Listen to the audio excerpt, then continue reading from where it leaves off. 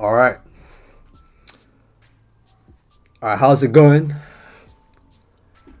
Okay, so to explain the title of the stream, I'm going on hiatus for about a month. The main reason is because I am leaving the country, so I'm not going to be at home where I can be doing streams, making videos, so on and so forth.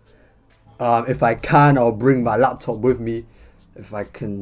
If I'll have time. I don't even know if I'll have the time for it, honestly.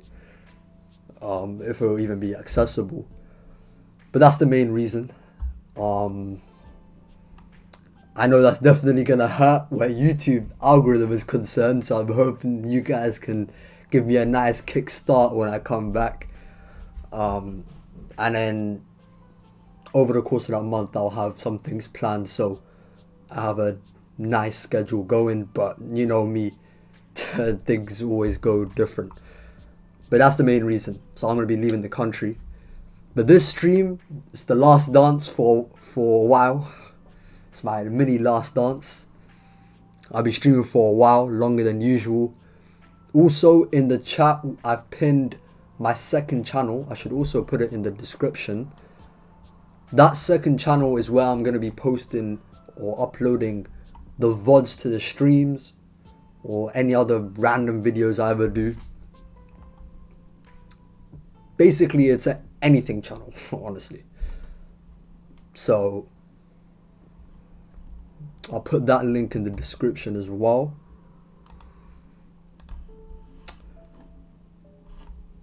Can I just drag this link? There we go. I'll put this in the description.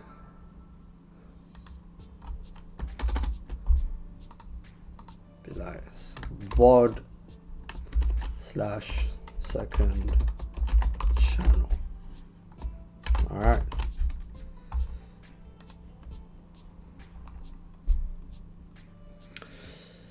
Prince says, I want to start by saying Mihawk is the strongest in the verse. I don't know, bro. That is interesting. I'm getting shipped back to the motherland, but that's crazy. Nah, nothing like that, bro. Nothing like that. That is crazy. If you don't see me for more than if I don't come back in August, then you have all the rights to say that. If you don't hear from me, but I'd say I will still be active on Discord. So join my Discord, the link's in the description, and on Twitter. Those are the places where you can catch me, especially on Discord. I'll talk all day, but where content's concerned, that's gonna be hard to do.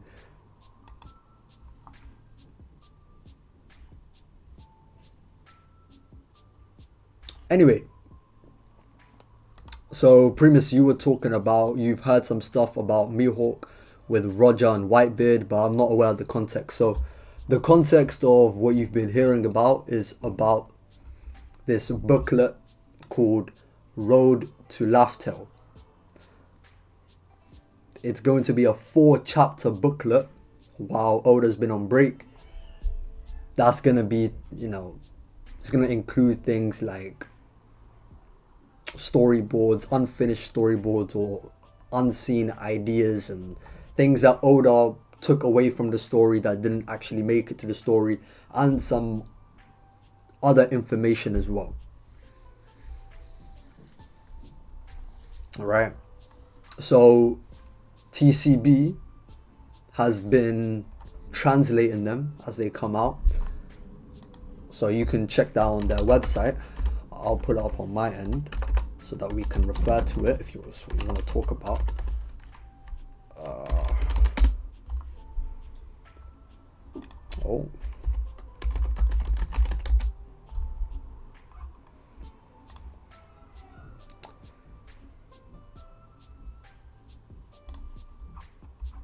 So there's going to be 4 volumes of this booklet series called Road to Laughtale. It's going to have some information in there. Mainly stuff we already know. There might be some new things here and there, but I don't I don't think the whole thing's gonna be like.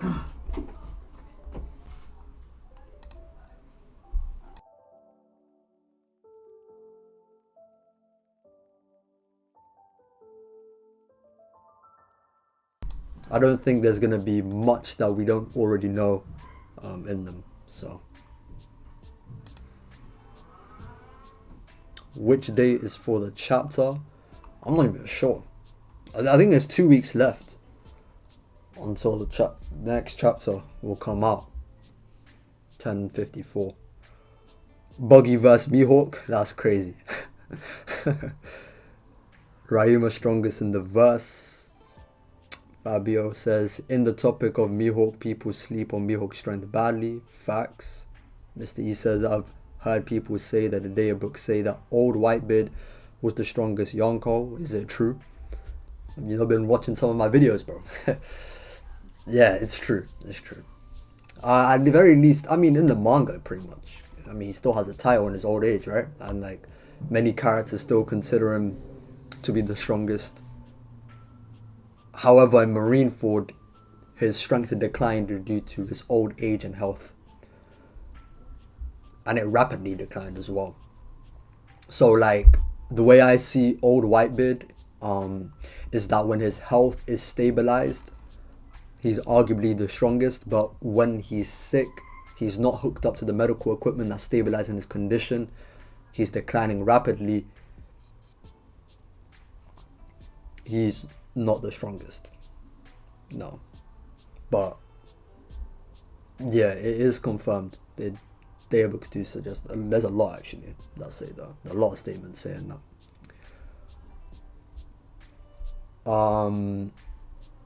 Okay, so let's go through this Road to Laugh-Tale stuff. Even though, so there's 2 volumes that have been out so far. When I come back, we can talk about the 3rd and 4th on a stream. So the first one, I'm just looking at the contents, talking about Laugh-Tale. Obviously, that's the name of the booklet suggests. Talk about rocks and some captured gallery stuff, concept gallery stuff that I don't care about. So in this one, I'd say the takeaway mainly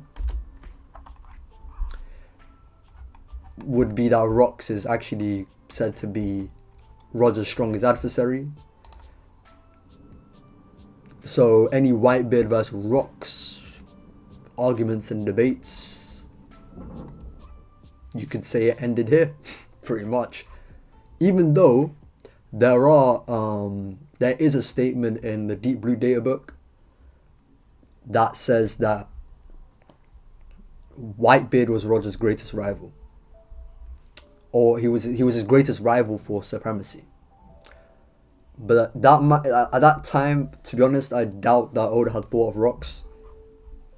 So this might just be, the retcon, I guess. Maybe like Whitebeard was just the strongest rival for Roger in his era, and then in the previous era, it was Rocks.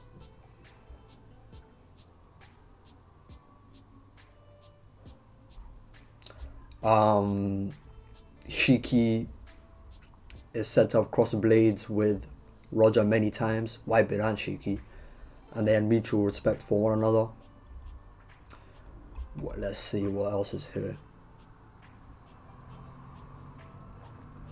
I don't even think there's not much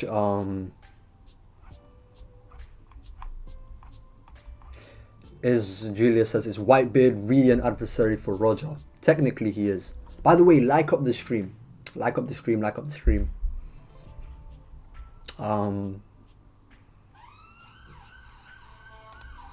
God damn.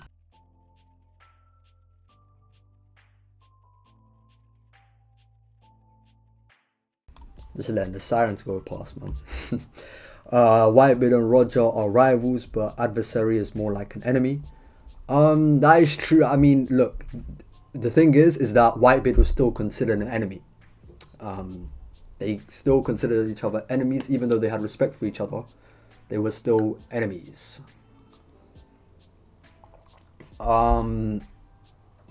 Mean kills. The hiatus I'm talking about is about myself. I'm gonna be on hiatus for a month, flying out the country. So yeah, that should speak for itself. But I said at the beginning, if you're in my Discord, this is actually one of the benefits I'd say of joining my Discord. Not to, plug myself in an overtly way, but any of those statements or whatever, a lot of people in the Discord find translations for, put it there. It's a great place, you could just search someone's name and a few words and you can find anything. So I'm gonna do that right now, where I've said, hold on,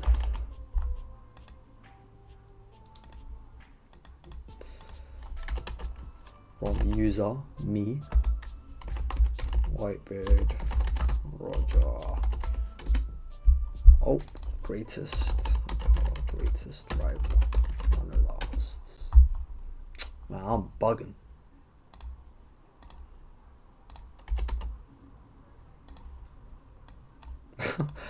I'm bugging right now. Hold on.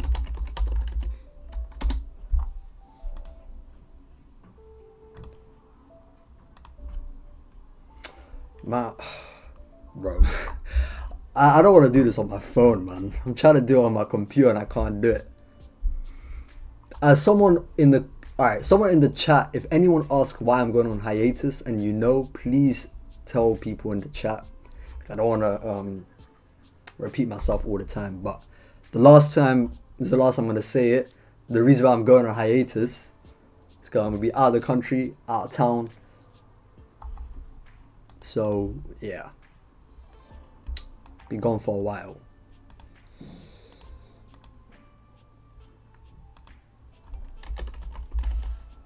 Bro, why can't I...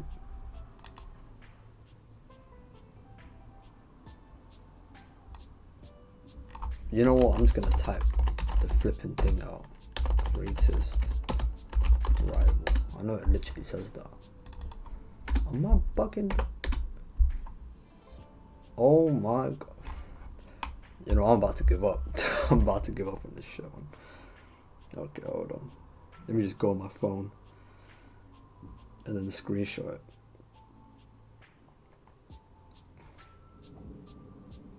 Greatest rival. Alright, there we go.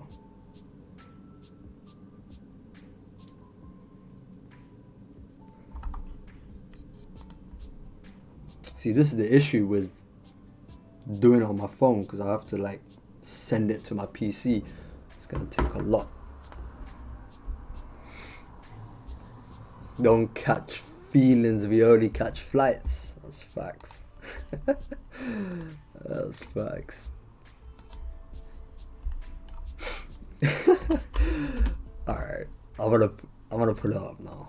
So this is what I was referring to.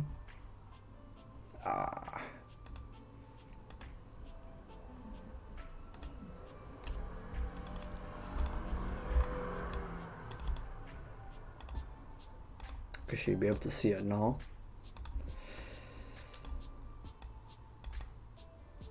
Okay, so this is in the Deep Look data book. It said that Whitebeard competed for supremacy as Roger's greatest rival. Greatest, biggest, same thing. So yeah, but Rox now is called his greatest foe, adversary, so you can consider that just like a retcon from Oda's part. He never thought of Rox before. I mean, you can argue either way you want it, I guess. But let's get to the later information that we got. Some latest info that we got.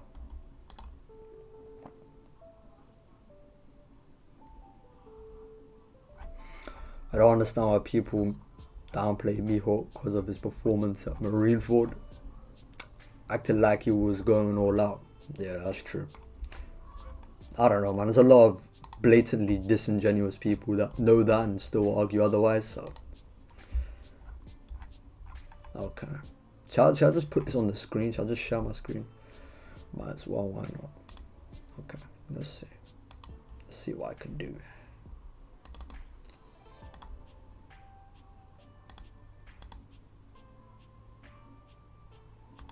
Alright. Oh, no, probably not that screen. Let's do it here. Will this be better? I don't know if this could be any better. Bonnet, man, I don't care. Let me just move this here.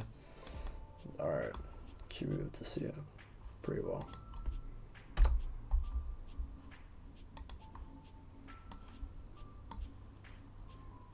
What the Press F12 instead of F11. Okay, let's go through this.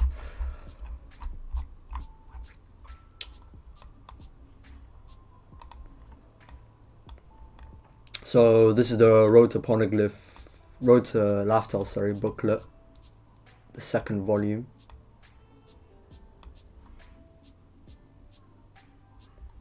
Okay. So 2 emperors have fallen, so no more Kaido and Big Mom getting up. Thank you very much. Don't want to see them again, especially Big Mom. Also, this could imply that Big Mom will never be an adversary again. So for those that wanted Luffy vs Big Mom, hold that out. You're not getting it. Yeah, you're just not getting it. The new generation storms in as a prelude to the world collapse. Obvious. Will the vanquishers of the emperors vie for control? Kaido and Big Mom have been defeated. How will the world react to this upset? Blah, blah, blah. You see what I mean with this booklet? A lot of this is stuff we already know. So, Sabo's status. Uproar on day 4 of the Reverie. The Revolutionary Army attacked Marijoa in a gambit to rescue their comrade Kuma, who was enslaved by the Celestials. Blah, blah, blah. The revolutionaries and Navy admirals, and they also said something unusual about Sabo. Wow, go figure. It's almost like I didn't read One Piece. Listen. Alright. Bro,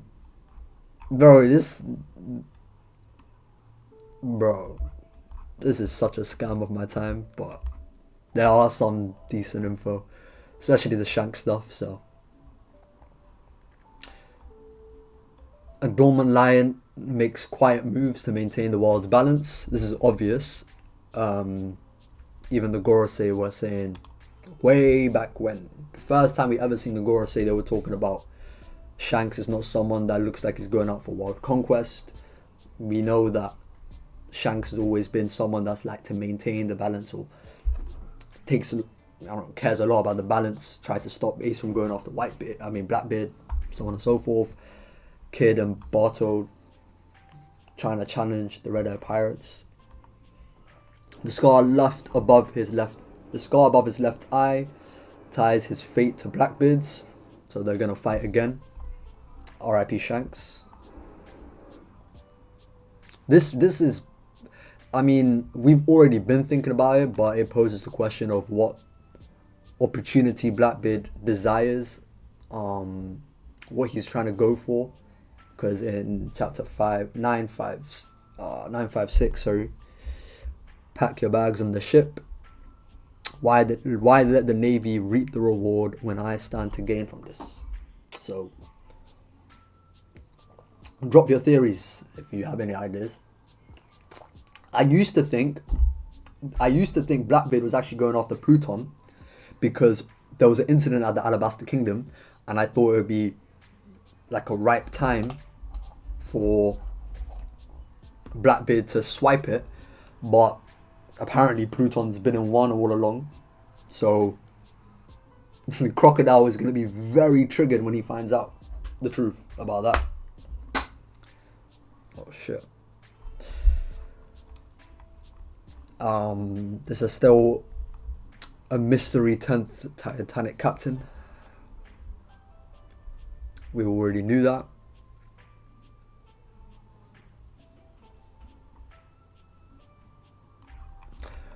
Then this data here. Data, sword grades. Let's explore the names of grades of every blade introduced in the series up through chapter 1053. The funny thing is that some weapons are named that aren't even blades on this page, like Kaido's club and Yamato's club, and bro, you gotta tilt your head for this shit, bro. But this section, like on the left, where the writing is like horizontal or whatever, got some weird blades here.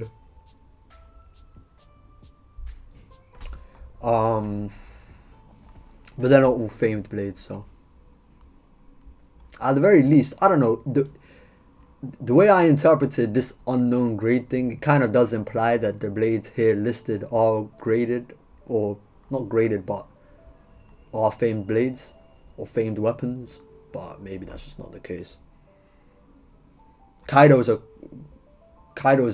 club is actually confirmed. I think this basically confirms it's a graded weapon. What the hell? It's not even a blade.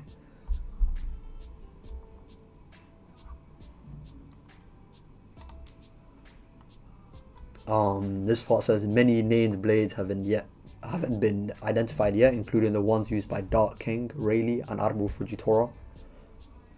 Rayleigh and Vista's sword, he showed Fujitora's, etc., etc. Can any sword become a black blade? Many questions still remain unanswered when it comes to blades like Yoru and Shusui. Is Haki alone really enough? This has got people making theories.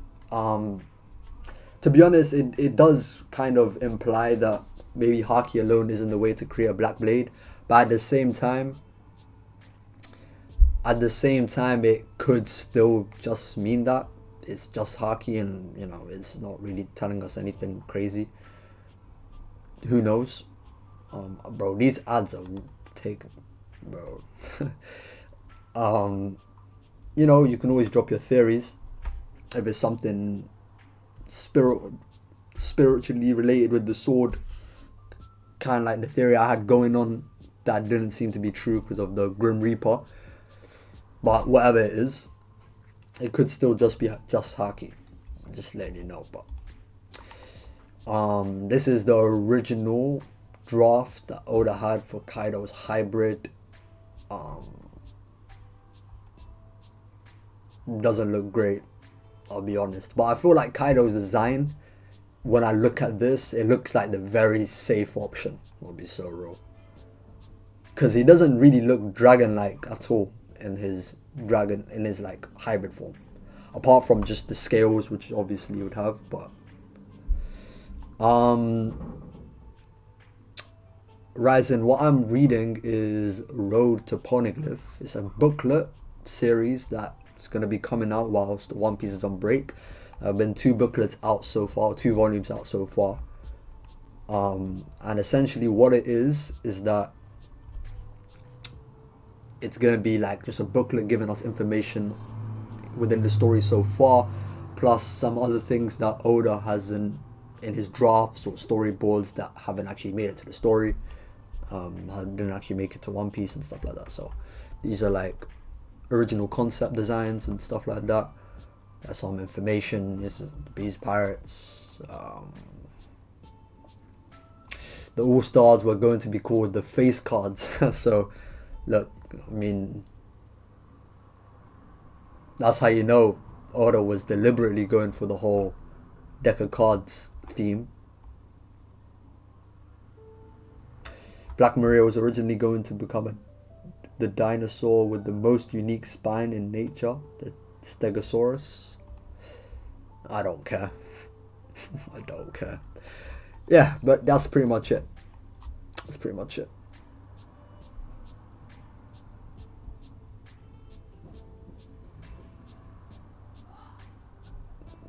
And Rufy says, show your fans your end of Wano top 30. Bro, I remember when we did that in the Discord, I'll be so real, bro. That shit is gone. That shit went quick. That shit is gone. Bro, that top 30, bro, that we did at that time, bro, our head cannon went in the gutter, bro. I'll be so real. I've been seeing people do top 30s. Bro, some of them are actually kind of funny, I can't lie. But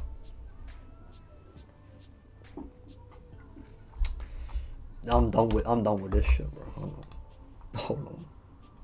Ah.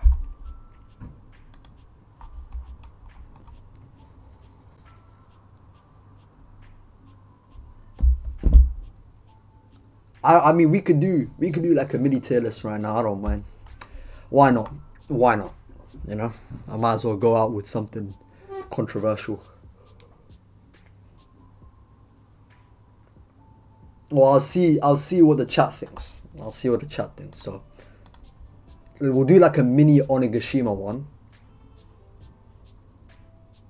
and we'll see how the chat feels about this.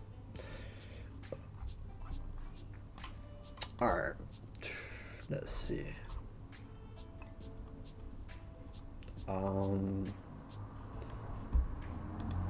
God damn, I'm gonna use this one just cause the layout is simpler. They got like the wild popularity poll characters on it. Pretty good. It's a pretty good one. I'm not gonna have every character in the world, but who cares? Let me just change it. I'm gonna change the screen.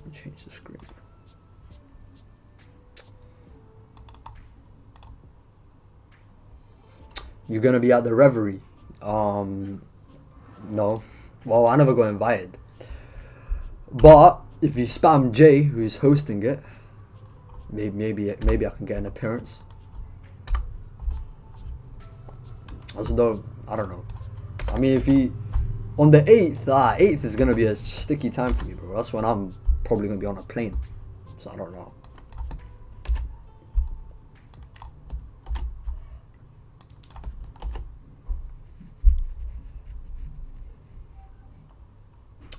Law and kid placement's gonna have them riot. Yo. Does this have... is this just pre-time skip characters? What the hell? Oh, this is a booty cheeks. This is a better one. I got a better one. This is what I was trying to look for.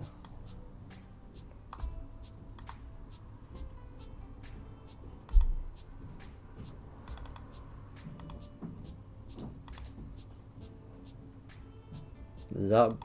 Yeah, this is the one. This is the one. Alright.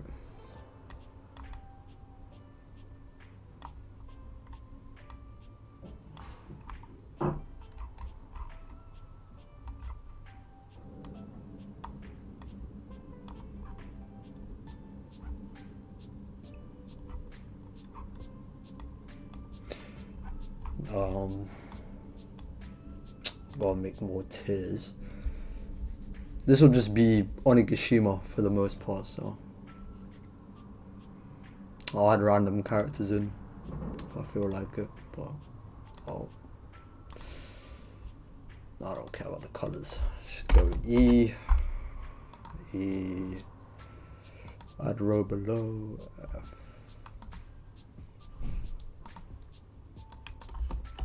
Alright, G.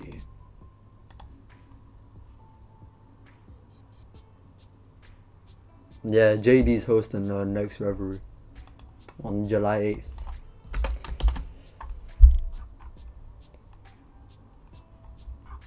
No, they don't need more than that. Luffy's at the top, obviously.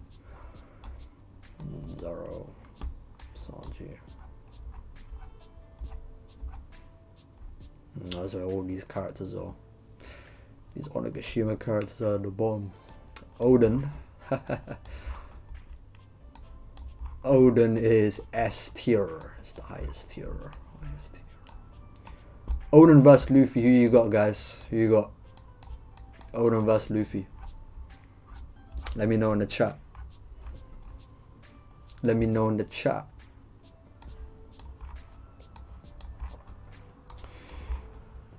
King the Wildfire.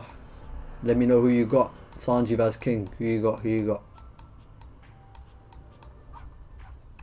I'm letting you guys dictate it for the most part, but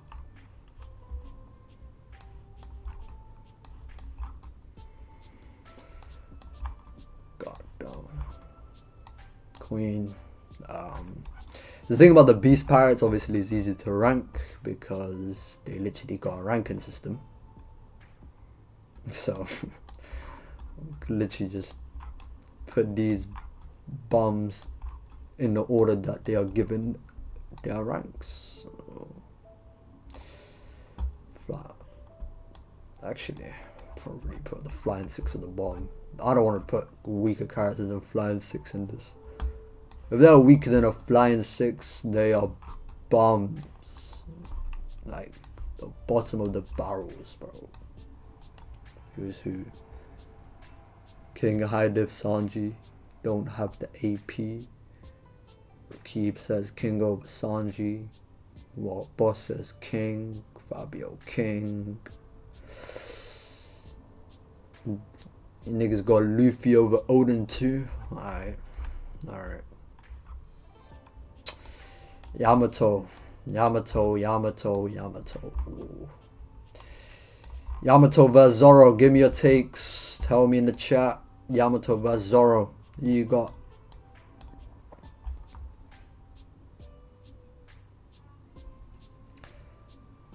Who you got? Yamato vs Zoro.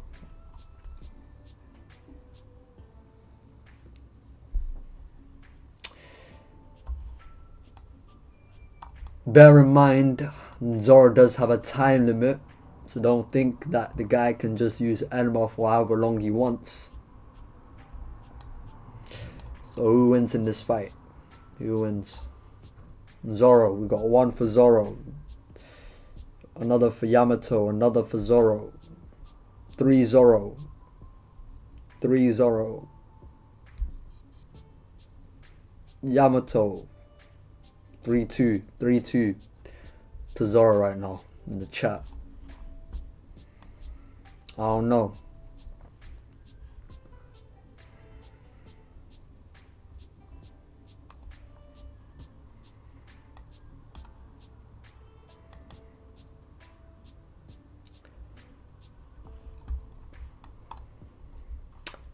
Personally, okay, the thing with Zoro versus Yamato, in my opinion, I think if they were to fight, Yamato would just outlast Zoro, honestly. I think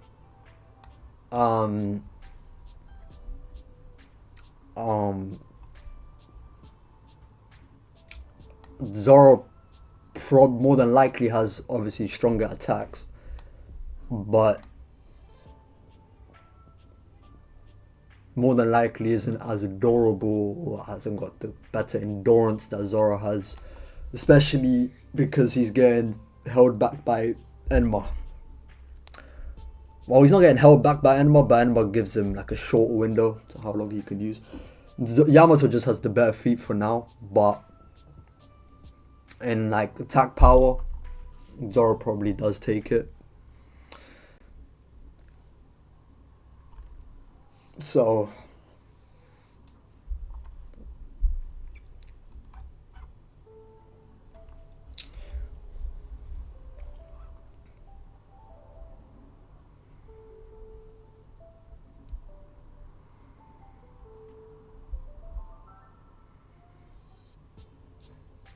Julia says the thing is, we know King a top 3 durable character in Onigashima, and King of Hell Zoro beat him in 3 hits.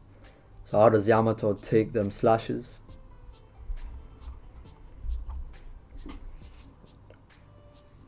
I mean, it was King without his flame off, right? So I guess it just depends how much less durable you think he is with his flame off. Also, by the way, my personal opinion on King's durability with his flame off even though it's never said how much the durability drops without his flame on his back, but if the benefit to having no flame on his back is a little bit more speed, then the drop off in his durability is probably a little as well. I don't actually think there's a massive difference in his durability, but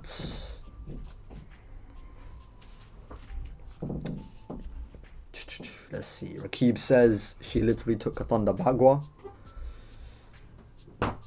Fair. Yamato was taking Kaido's attacks head on and enduring them. So the thing about King is that his durability is really good, but his endurance and how long he lasts against very strong attacks isn't very good. Like against someone a lot stronger than him, he won't be able to get hit by very strong attacks a lot. So like, if Yamato was fighting King, he'd go down with not that many, like, she would not need that many attacks to take him out, especially with his flame off.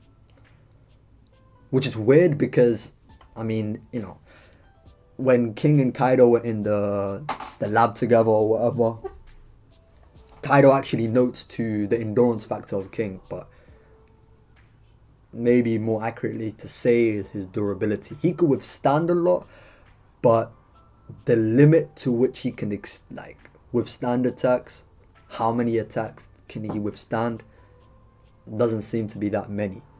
So like, whereas King with his flame on could be more durable than Kaido can take higher level attacks more than King can. Like, he can take more high level attacks than King can. So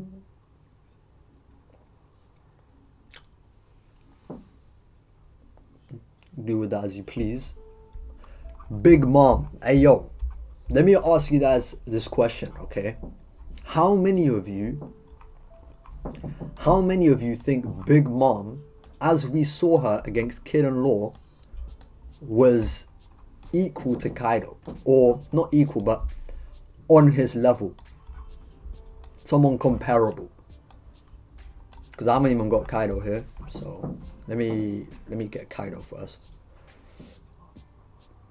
Kaido. Is this guy not? This guy has to be on this list. There we go. Go on.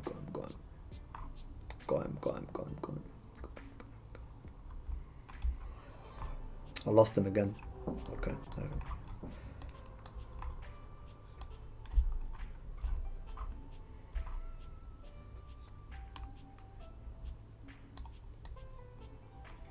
We'll talk about Oden and Kaido soon, but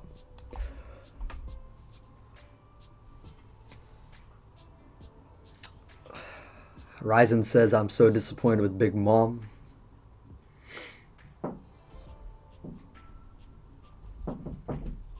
Mr. E says, you wanted to say a big meme. Logia says, Sanji over King. Look, I'm letting the chat mostly dictate this, I'm not gonna lie. Bro, you think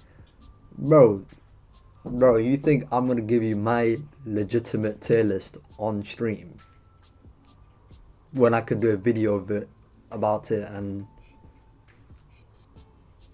I'll benefit more from that? You know what I mean? Like, it's not beneficial to me. It's not beneficial to me. What? I'll give some conversation, but there's no benefit to me. What? Just having fun, man. Just having fun.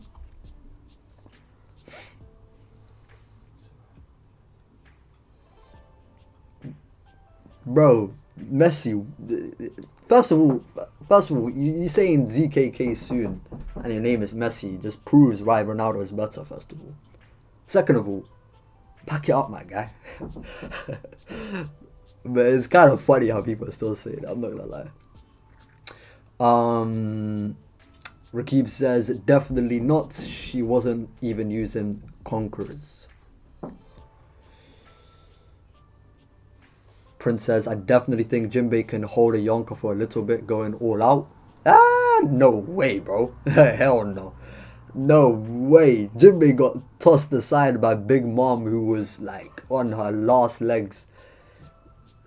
Bro, with hunger pants, skinny and... Bro. Bro, come on, bro. Like, he's fought some top tiers, but those top tiers were like heavily suppressed and just not remotely all out. The Admirals and Marine, Akainu Marineford, not trying.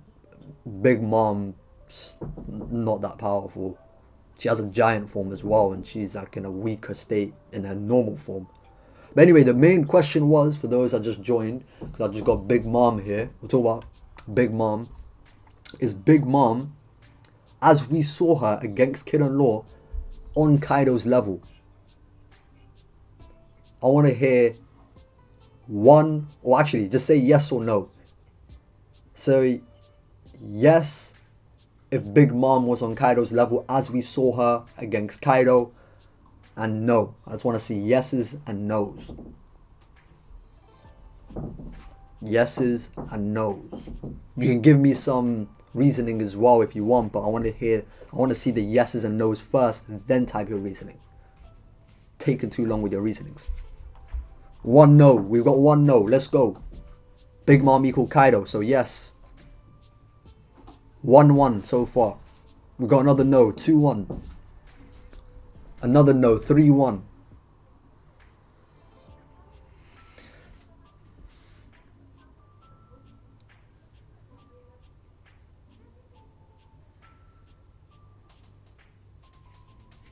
Drop your GoFundMe if you get like $300. Say your thoughts on Sanji vs King. What? Bro, you're trying to pay me 300 for my thoughts on Sanji vs King. Pay me first then. Give me the super chat and then we'll talk. I want to see the super chat.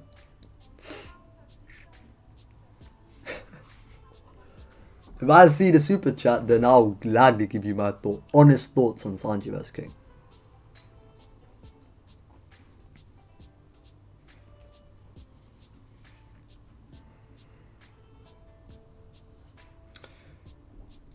Hey yo, the no's are blowing this chat out.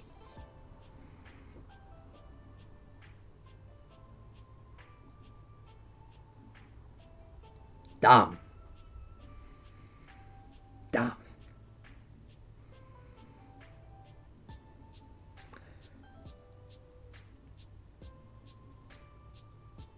Damn.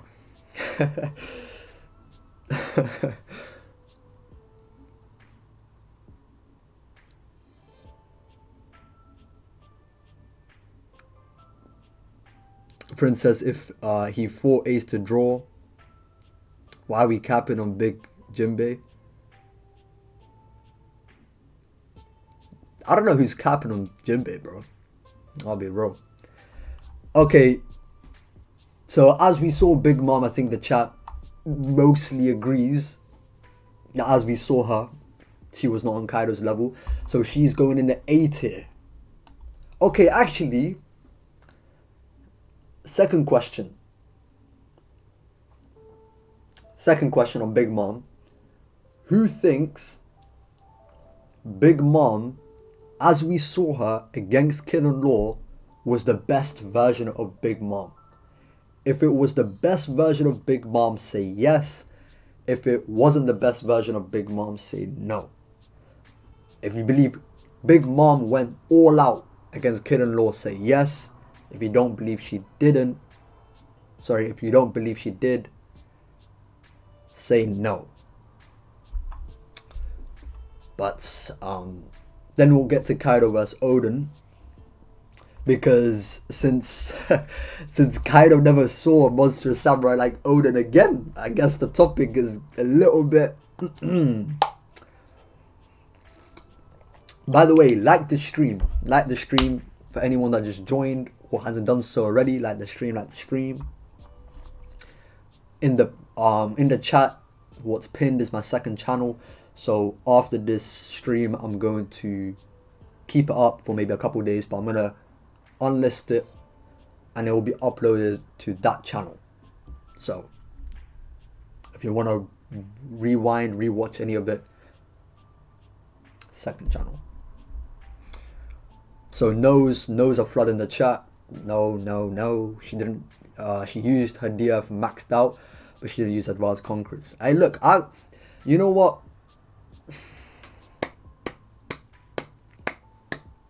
Sometimes I'm proud of you guys, man, because look, I'm doing my job right.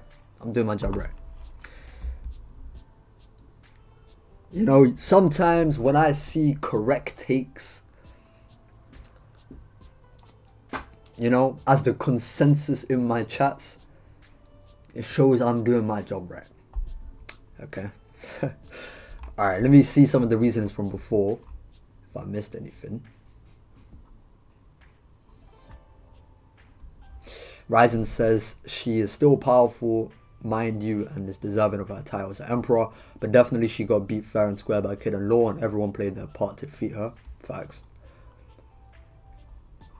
Darth Vader says, I don't believe Odin is above the Kaido we have seen. Fair. Ryzen says, Big Mom is very weak against internal damage and heavy blunt force trauma. Wow.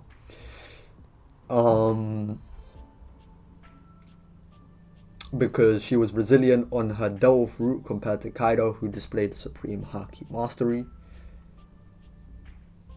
Replace Big Mom with Kaido, Luffy may not need to get the awakening. Yo, I'm not gonna lie. Fabio. Ooh. Ooh. Ooh. It's a cold world we live in.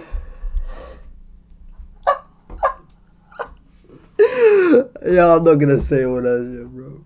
Boy, if you don't stop. Oh, if you know, you know. I'm not gonna lie, that's a scorching take. And you know what, bro? I'm making a poll right now. Okay? I'm making a poll. Oh, you want to see the website? Okay. I'll put it in the chat. It's on TCB scans. If you just write TCB scans, it'll be there. Like, so where you read One Piece, like the scans and stuff. But I'll put it in the chat as well, why not? Just to make it simple. But it's here. That's the road to Poneglyph stuff. Anyway, bro, that take, bro, I can't lie, bro.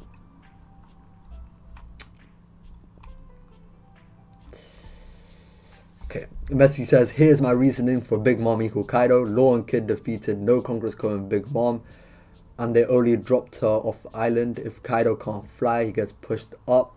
If he gets cocky and overwhelmed, the same. The thing is, Big Mom, even though like, okay, this is the thing, right? People talk about her getting battlefield removed, me included, which is true. She did get battlefield removed.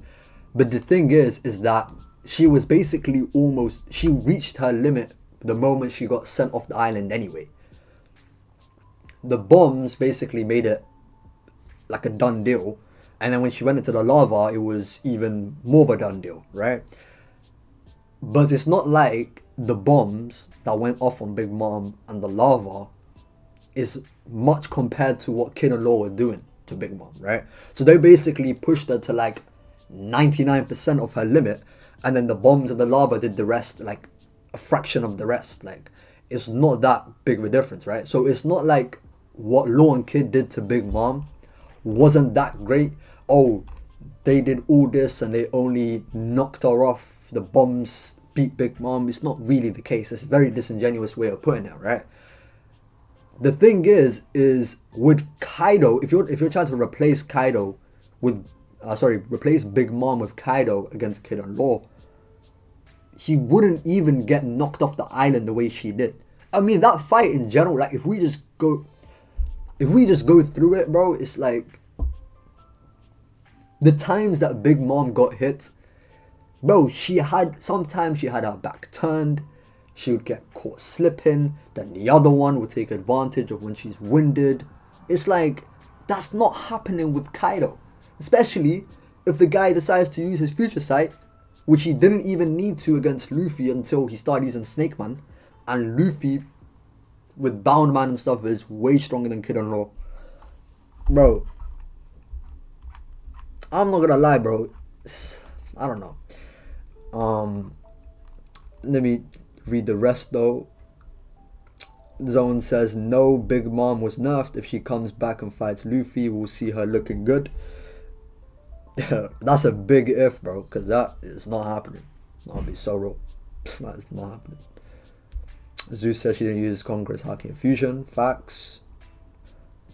Messi says, saying Big Mom isn't Kaido's equal is going against manga itself. Ace Novel says Yonko are equal. Manga says Big Mom equals Kaido. If Kaido can't fly, he gets defeated by Law and Kid the same.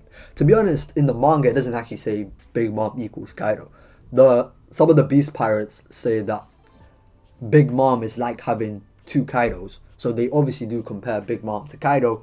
But the Fodder's perception of Kaido versus, you know, what Kaido actually is complete.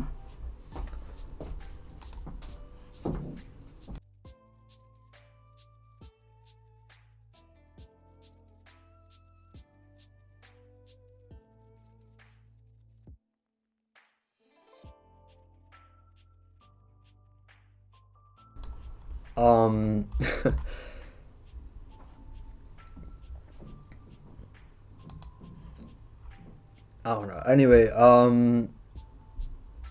let's read through the rest. Okay, yeah, let me make this poll. Okay?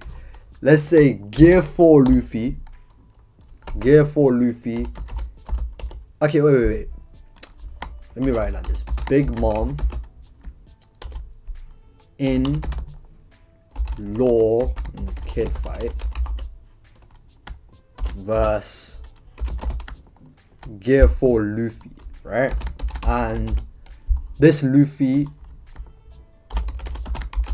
yo, this is funny as hell, bro. I can't lie, this is funny. This Luffy can use Bound Man, Tank Man, Snake Man. Well, as we saw him in Onigashima, actually, because in Onigashima he was switching between Bound Man and Snake Man, so he can do that if he wants. Yo, I'm not gonna lie.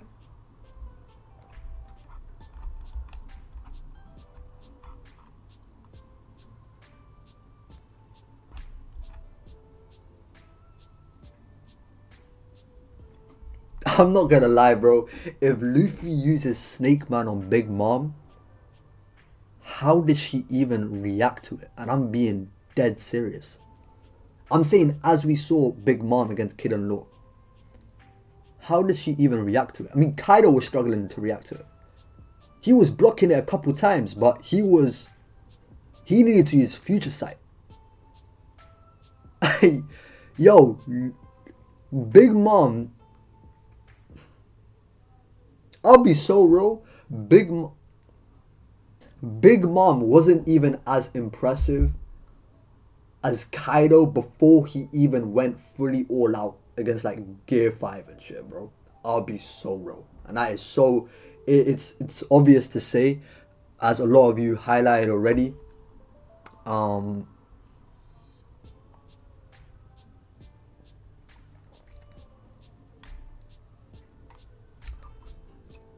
Yeah, I'm just gonna, you know what?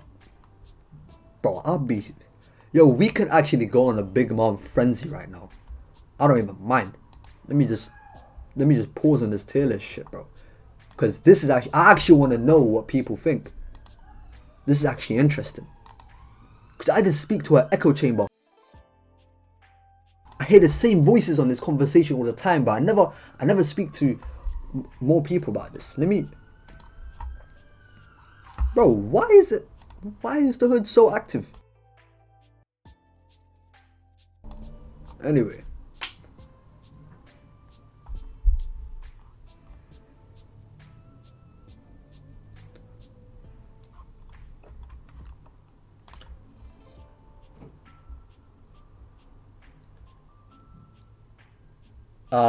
Nessie says you don't know if she was at her limit. That's headcanon. She can heal instantly with her Dough Fruit. The Scabbers knocked Kaido unconscious. Okay, look, bro. Bro, we know that Big Mom was at her limit because the bombs and the lava did the rest. If Big Mom could have used more of her soul powers, she would have done it in midair. I don't know why she couldn't have. And if she did, or whatever, and lava just killed her outright, then she is trash. Would be so real. That would be so real. If a healthy Big Mom got killed or defeated or taken out by lava, bro, the bombs and the lava is not more than what Lawn Kid did. That's why I'm saying. That's all I'm trying to say. The reason why I can say that Big Mom was basically at her limit before the bombs went off and falling in the lava is because what took her out at the end, which is the bombs, or the lava, or both, or whatever, right? It's not more than what Lawn Kid's awakened attacks did to Big Mom that was shown visibly being able to break her bones and stuff. So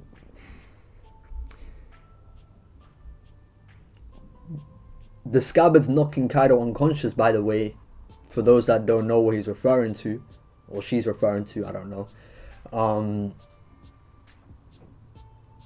would be, I believe, the Paradise Totsuka, and then Kaido was like down for a bit. One, Kaido is not trying, suppressed, whatever, doesn't really mean anything. And two, he still got up. Who cares? And he got up so quickly, bro. It's not like he was down for long. He was not down for long at all.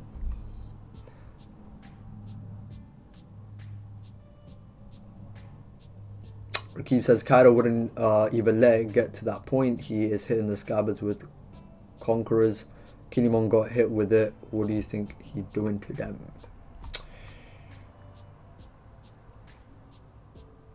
Big Mom with Koten should win against Gear 4 Luffy. Yeah, of course. Of course, yeah. But that's what I'm saying. Like, it's Luffy versus Big Mom as we saw her in the Kid and Law fight. You know what I mean? And in the Kid and Law fight, she didn't use Koten, so.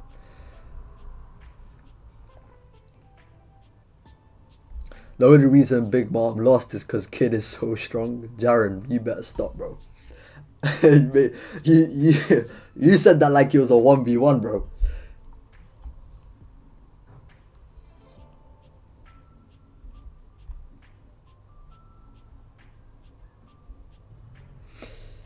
Mr. E says, maybe Big Mom relied on her Devil Fruit powers more than Haki, since Haki might require more energy to use than Devil Fruits. Whitebeard was spamming Goro attacks on Marineford, but his Haki not as much. Okay, this is the thing, right? You can excuse Whitebeard for not using Koten. We don't really know. We in the pre-time skip, not Haki isn't illustrated as clearly as clearly as it is in the post-time skip, right? Unless that person's hitting Logia or is stated outright. Okay? But the thing is, we saw Whitebeard try to use his Conquerors to knock out the guards when they were going to execute Ace, and he got a heart attack while trying to do it, failed to use his Conquerors, and Luffy had to do it for him. So we can excuse Whitebeard because his health was getting in the way of his Haki. His observation Haki dropped a lot. He couldn't use his Conquerors. His armament Haki probably dropped a lot too, right? Because armament Haki is what gives you heightened defense and offense. But Big Mom is not Whitebeard, bro. Big Mom's not terminally ill.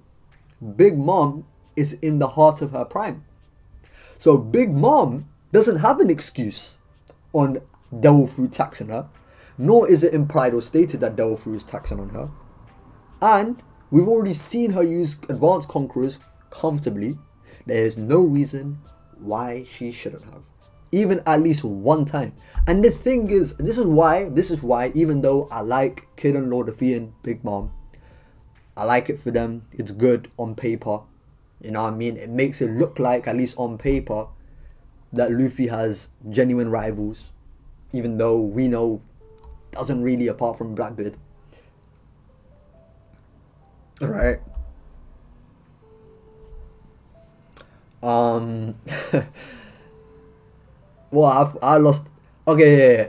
The attacks the way Big Mom handled the fight against Kid and Law, bro, it's actually a joke. Look, I have like a little imager of like the Kid and Law fight. I think some other people might have done it too. I did one myself. I don't have the end of it because I don't care, But I pretty much have everything until the damned punk. So let me pull it out, right? We're gonna go through this fight, bro. This fight is honestly a joke, bro. Like the attacks, bro. This is one thing about that fight. Some of the attacks, especially from Law and even Kid, they look great. They like artistically and just how they look great. But the fight, bro, is a travesty, bro. Let me pull this up. Bro, because this is a joke. Yo, this is a joke, bro. Where's my man? There we go.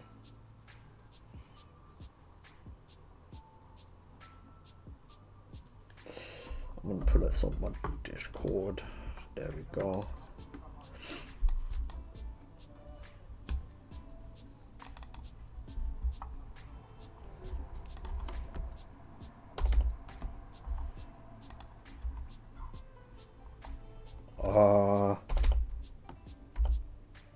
Okay. Bro, this is not it, bro. Why the hell?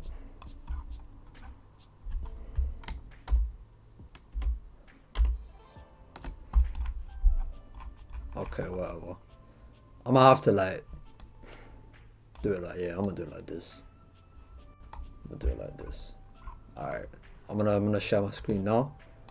Okay, you should be able to see it. Apologies, don't look the greatest, but I don't give a fuck.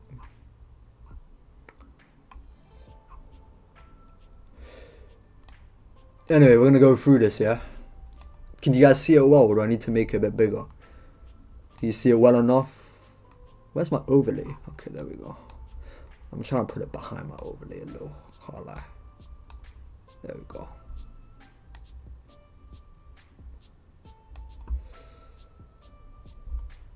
Yeah, Prince, the stream's gonna be up on my channel later. Prince Anime. It's gonna be up on the stream later. On my channel, sorry. My second channel was in the description and I pinned it in the chat. Bro, this is the Kid and Law fight, yeah? So we'll start ever since Kid saved Nami and Usopp, yeah?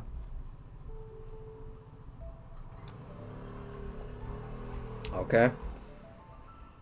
Remember when everyone was power scaling like this little dirt mark from, or bruise or whatever from Big Mom? I don't give a fuck with this shit, man. That was funny times though. Okay. So Kid saves Nami, and he had some people shipping them. Alright. And we move on. Law enters the fight. They've been fighting off screen, I guess. Law enters the fight. Then they continue to fight off screen. This is when Momo gets here. It's like Big Mom, Law, and Kid have been having a staring contest. I don't know what they've been doing. Then we get back to the fight with Kid on the ground because of the whole Hawkins thing. Okay, counter shock. Counter shock on Big Mom makes her scream. He used counter shock on Big Mom before. Wasn't portrayed to have done anything crazy before. Don't really think it did anything much here. Then Law gets hit by Stolen Flame. Stolen Flame. Prometheus. This is not even Prometheus being controlled by Big Mom. This is Prometheus by itself. Is this Prometheus attack as good as a Thunder Bagua? A Ragnarok? and Dragon Swarm, and any of Kaido's attacks. No? Alright. Then Big Mom hits a nerfed kid with Mama Raid, a sword attack with lightning on it. By the way, actually, well, Jinbei did block a similar type of attack, but Big Mom was nerfed then. Instead of lightning, it was the fire Prometheus. It wasn't Hero.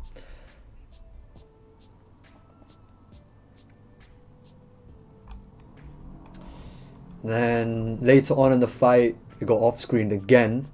Kid gets hit by a Ikoku Sovereignty. By the way, this is not even Big Mom, like after using a year of her life. This is still regular Big Mom, by the way. Actually, did she use... Actually, I think she did use Giant Form. I think she might have used Giant Form at this point. Yeah, I think she did. I don't know about... Yeah, I think she might have actually done it. I don't know. Correct me if I'm wrong. I think she actually might have done it. I can't tell, but whatever. So, kid gets knocked out of his Punk Rotten, or his robot.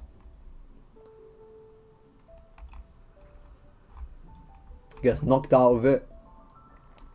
This is when the awaken attacks start coming in. Alright? So, everything before was their regular attacks, their base delve through attacks. Okay, we got Kroom. Catches Big Mom from behind. Shock Will. Shockwave inside of her. Then Big Mom, while her sword is already out of her hand, as some Kid fans tried to make it out like Kid disarmed Big Mom, but actually it was Law. And then when he used his Punk Crash or Clash, using his awakening, that's when the sword got stuck to her. Then the fight gets off-screened again, and apparently in that time, Big Mom has just been stomping on Kid on Law. She's still... Bro, is Big Mom at this point as strong as Kaido was, like, against Luffy when... Let's pull up.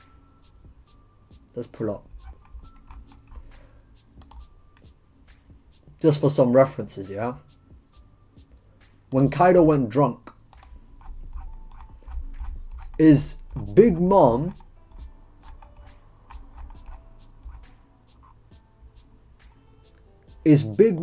during the fight against Kid and Law at this point, or in the entire fight, more impressive than drunk Kaido, like against Gearsec and Luffy, bro?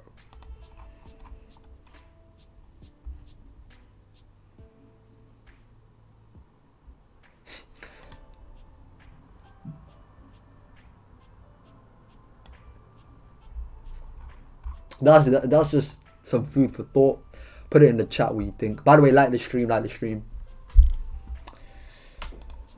Okay, let's go through this fight. Big Mom stomping on Big Kid on Law. Right? The attacks that she used up until this point. One stolen flame attack from Prometheus by itself. A Mama Raid. And the Ikoku Sovereignty on Kid. Okay. Then Big Mom walks away from the fight, shows a bit of mercy. Thought she beat them. And then as she's walking away, Law comes with another Shock Will, bigger than before. Catching her off guard.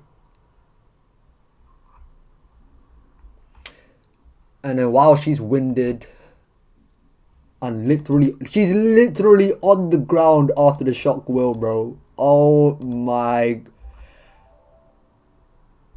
He's on the ground. All the homies that she turned, like all the metal homies that she made, go against her.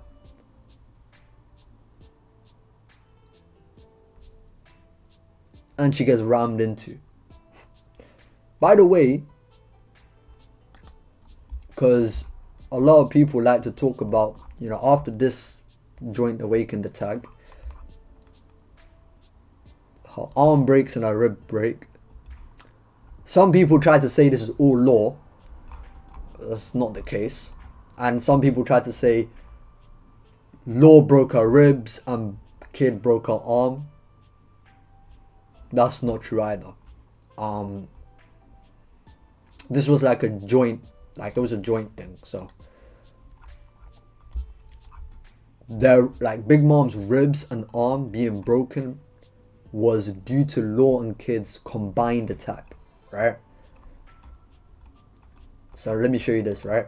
Law's shock will went through Big Mom's right arm, the one that actually broke, went through her entire body.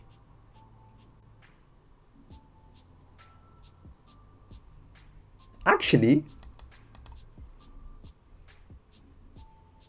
yo, I can't lie. I think Kid actually just broke her ribs by herself.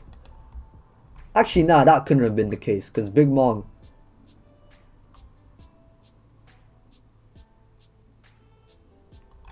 Yeah, I can't lie. That couldn't have been the case. That sword definitely went through her chest or some shit.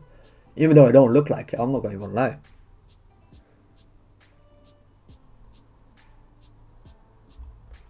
Okay, but basically, Lord, there's the shock will through her arm, supposedly through her chest. It does not look like it. I'll be so real. It actually does not look like it. It might be the case that Kid just broke her ribs by himself. I'm not gonna lie, he's looking a bit strong after this. But anyway, then Kid, when he does his attack, you can see Big Mom's arm, the right arm here. It's still fine. It hasn't broken. Not until Kid hits her with the attack. So the way I interpret this, obviously, is that Big Mom's arm broke due to Law and Kid's joint attack, not individually. So Law weakened it, Kid broke it, and then the same with the ribs. Law weakened it, Kid broke it. Although I'm not gonna lie, Big Mom's dialogue doesn't imply that the shockwave was inside her body. So whatever.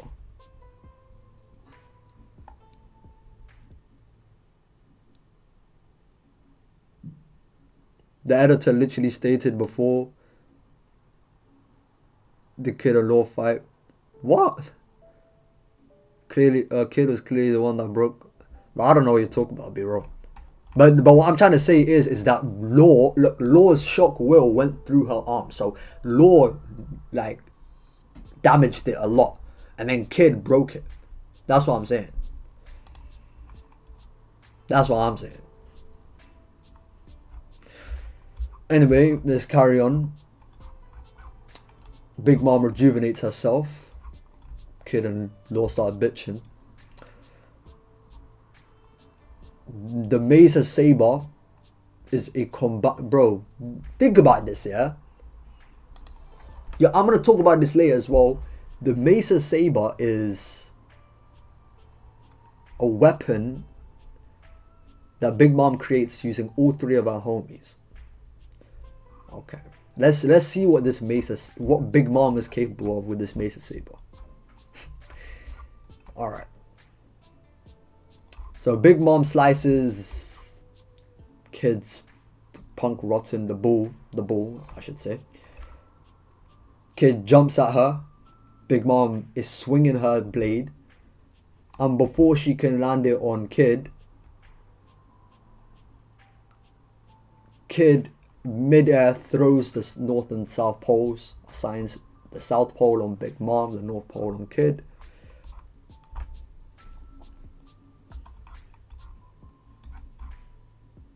Big Mom still reacts to the charging bull with weight on her back. That's actually kind of crazy, I can't lie. So that just goes to show you, that the earlier time when Kid did this attack, he wouldn't have been able to land it if it wasn't for Law damaging her. You see? You see?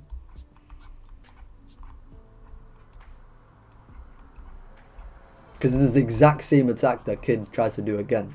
Doesn't work. Then the Misery is the same thing. It's an attack using all three of our homies, because it's an attack from the Misery. Kid just dodges point blank range.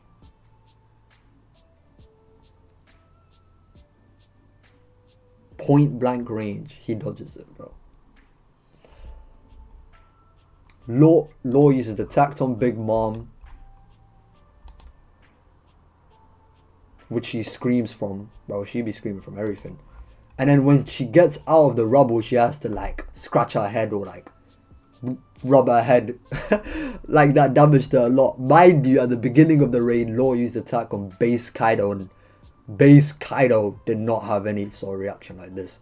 He transformed into a dragon out of that rubble. He was not feeling shit. Then the shock. This is like probably the best looking attack. Like, this might be the best looking attack in the entire Onigashima raid. I can't even lie to you, bro. The shock will, the puncture will, sorry, looks crazy. Yeah, I've been talking about this fight for way too long. I can't lie. Let's wrap it up though. We're at the end. We're at the end. We're at the end. Kid uses the damn punk. And then I can quickly find that chapter. I believe it's like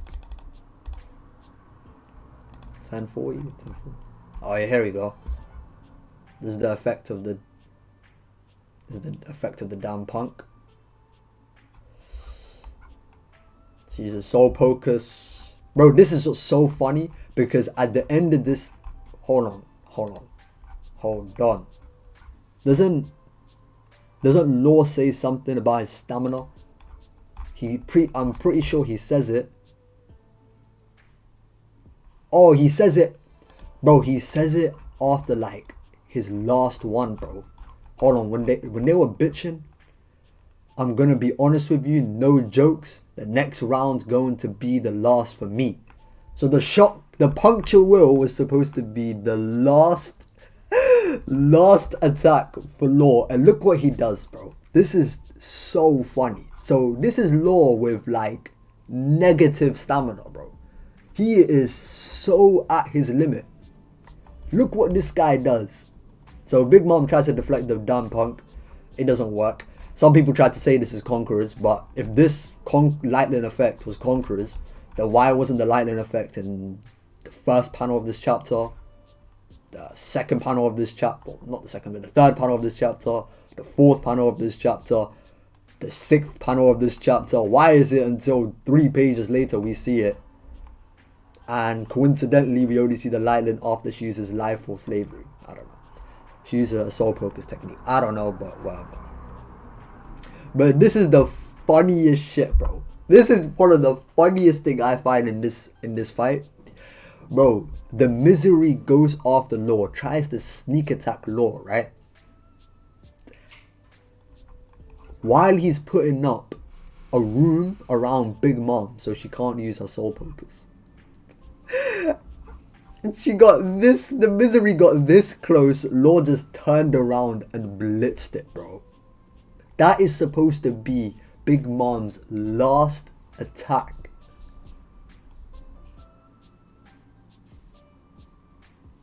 Usually the antagonist's last attack is its strongest. Law with negative stamina, bro. Negative stamina, bro. Cut. Supposedly her strongest attack. Her strongest. And the thing is, look, the thing is, I don't know, because I'm pretty sure they say like back in Hokkaido or whatever, like you can't use normal attacks to injure homies, right? You can't use normal attacks. Maybe with Misery it's different or something.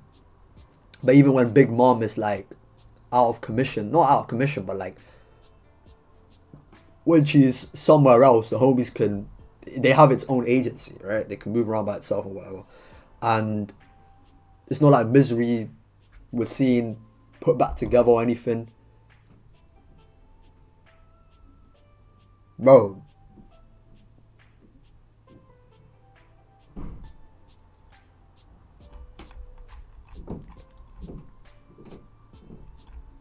Nah, bro. I'm not gonna lie, Leo, bro. She did not use conquerors in the... Bro, if she was using conquerors to, like, intimidate them, bro, you would see some people getting knocked out.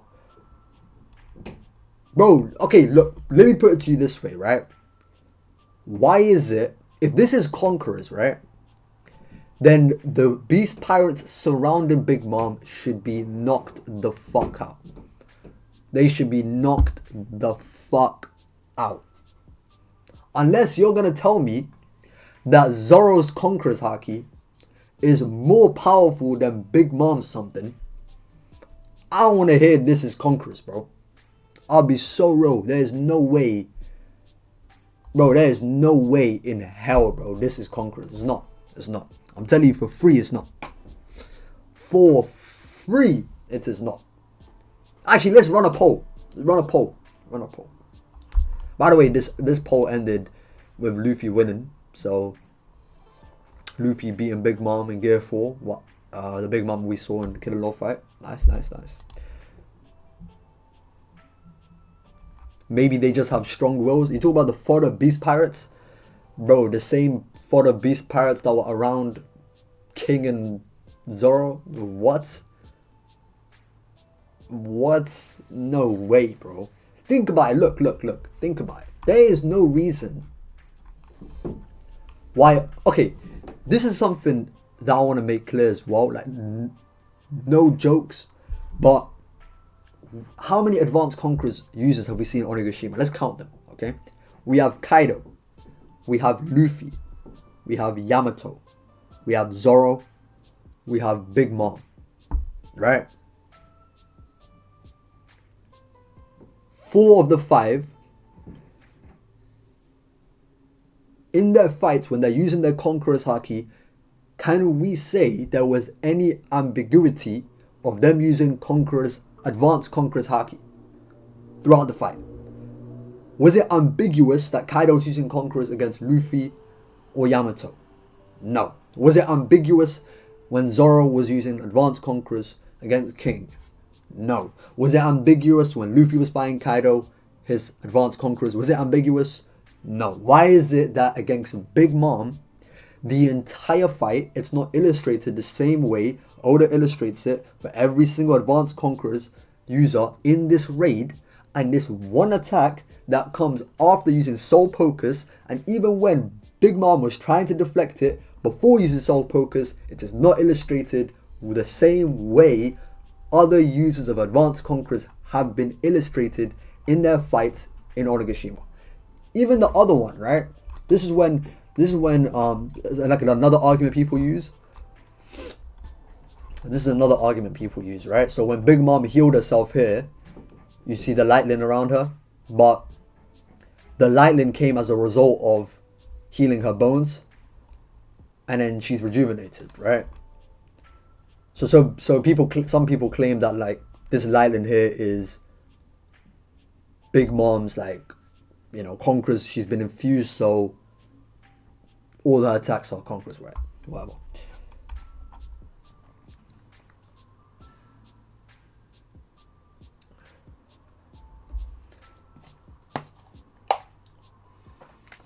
So twice we see this lightning effect on Big Mom as a result of an effect of her Delphi being used, right? Prince says not all fodder are vulnerable to conquerors. Yeah, I'm not saying all of them have to be knocked out, but some of them should be at least foaming out their mouth or nearly knocked out. Bro, these are the same kind of fodder beast pirates, bro. They're literally the same. They're basically the same. So why is it that just them being around Zoro when he is using his Conqueror's Haki, they get knocked out, but with Big Mom they don't, and there's no similar effect? You just see the souls coming out of their body. There's no consistency. There is absolutely no consistency at all when you compare these moments with Big Mom to other advanced Conquerors users. Anyway, the point I was trying to get out with the Law Kid fight, a bunch of attacks that were just off guard Big Mom, bunch of moments where um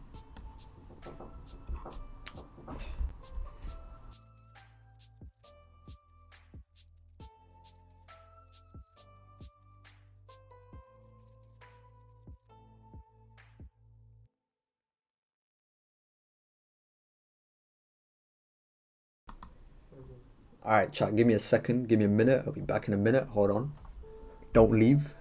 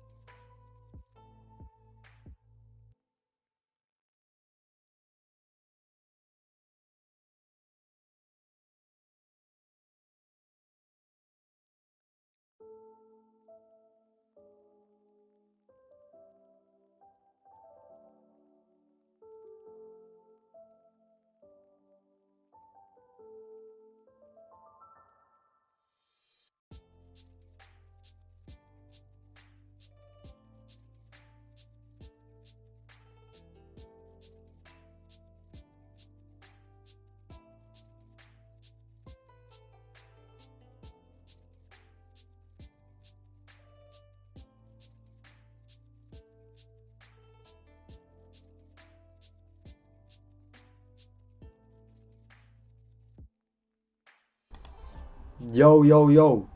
I'm back, I'm back. Oh.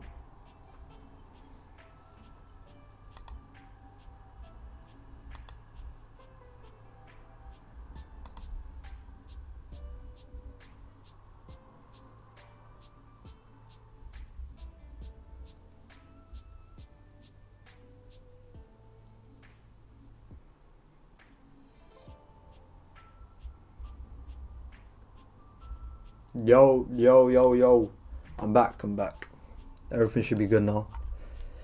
It's had some things to do real quick. My fault. Won't happen again. Anyway. I think I've spoken long enough about that. Yeah, man. Anyway, let me get some takes from the chat though.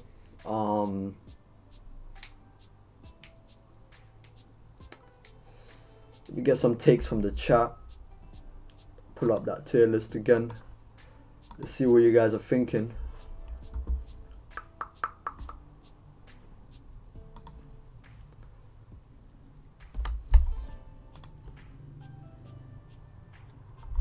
Alright, there we go.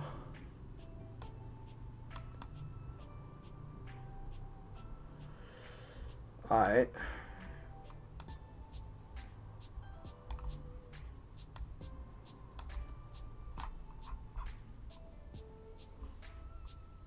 Alright, we're back.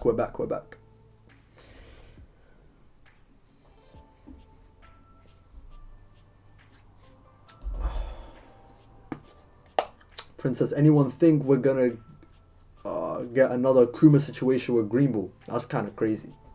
That's kind of crazy. That is definitely kind of crazy.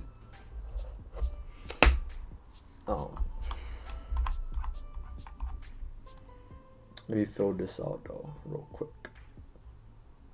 When was Jack introduced in Zone?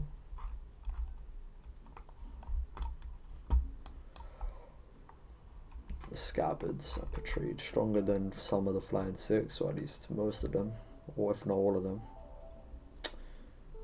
Maybe get my guy Dendro. Actually, Dendro is not a good pick. Let's pick Kinemon. Right, Kinemon. He's the representative. He's the leader. Man, where's Kinemon? There we go. Where did I put him? See, I hate when this. Oh, there we go. There we go.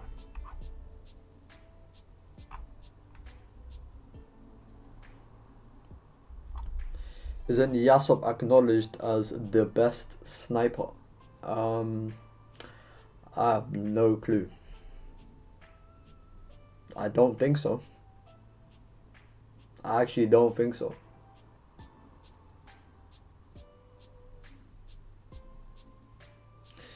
Maybe this. I don't know, bro. I'm not that well versed with the Yasop. Someone that doesn't nothing. Then again, a lot of characters don't do anything, but at least they're important to something.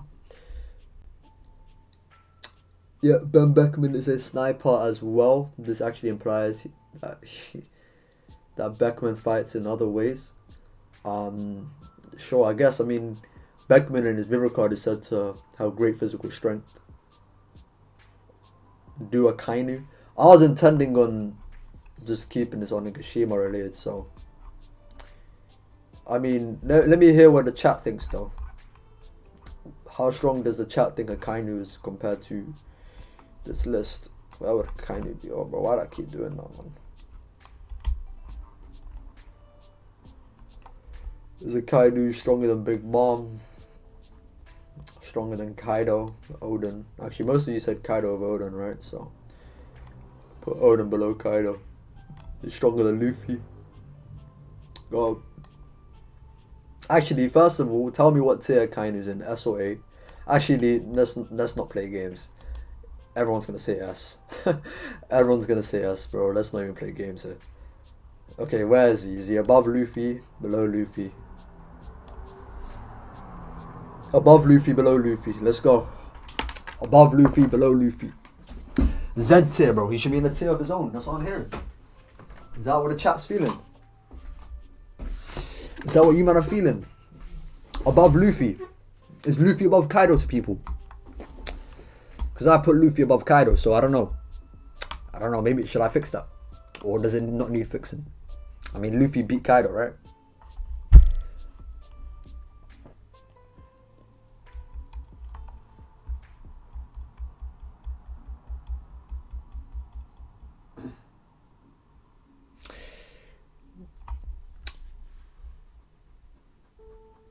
Luffy not above Kaido? Okay. Okay. Okay.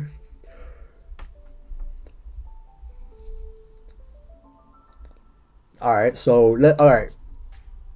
Akainu versus Kaido. A for Akainu, K for Kaido. Who do you think is stronger? Who should be above who? Put it in the chat. In the chat, in the chat, in the chat, in the chat. Prince, you still think Luffy should be in A? Bro, no one cares if he lost while he was 5 tiers weaker than a Yonko.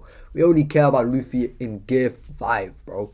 We care about Luffy at his best, at his peak. We're talking about peak Luffy. No one cares if he lost in Act 1 and at the beginning of the rooftop. That's not Luffy now. If Luffy fought Kaido now, he wouldn't lose 5 times. It's irrelevant. Absolutely irrelevant how many times he lost.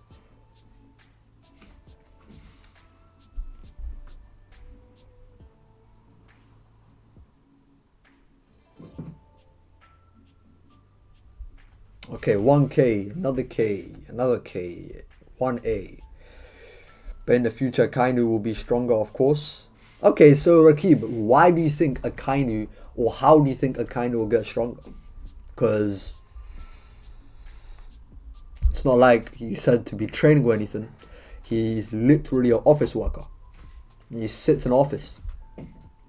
So how is Akainu getting stronger?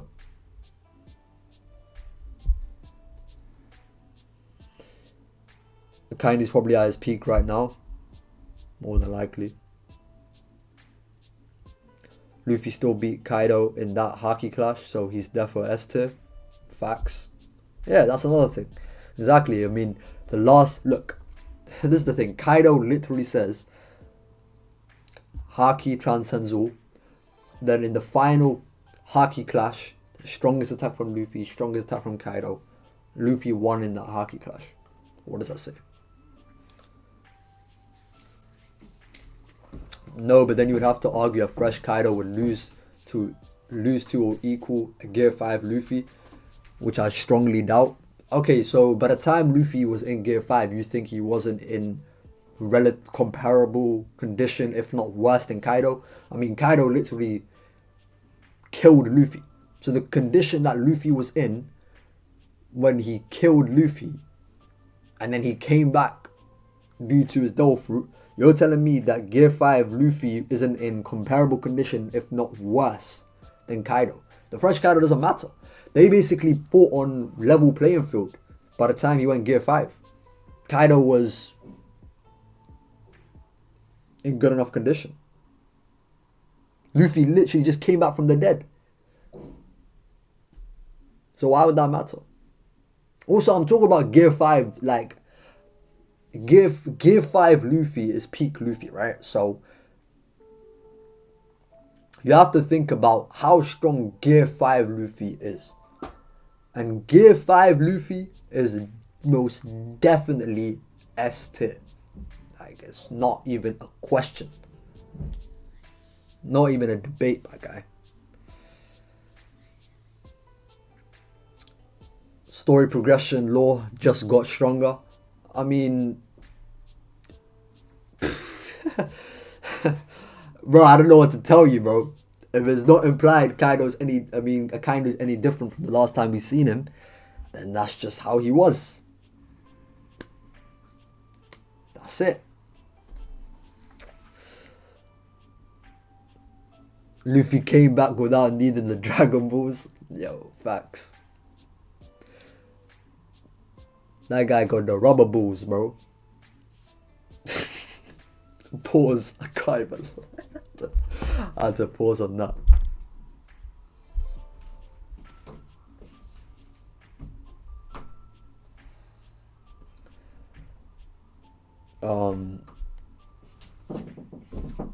To be honest, Gear 5 looks like it ignores Luffy's damage temporarily, since he was straight up chilling until it ran out.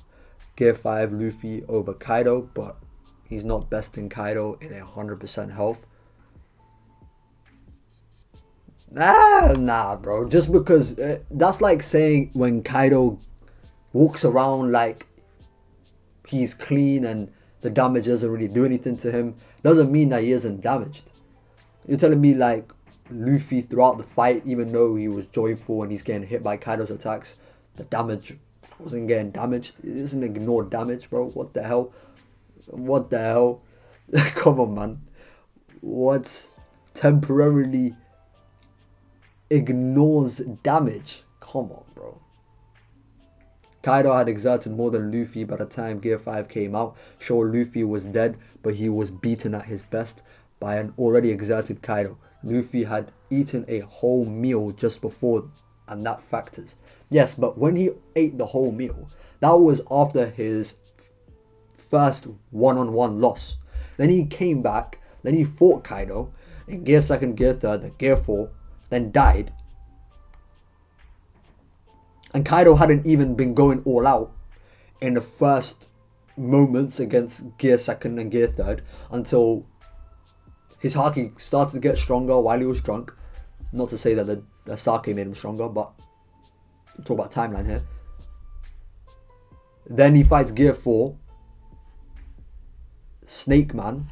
Then he starts using his future sight. So that entire time he wasn't even, it wouldn't mean overly exert himself. He wasn't even going all out.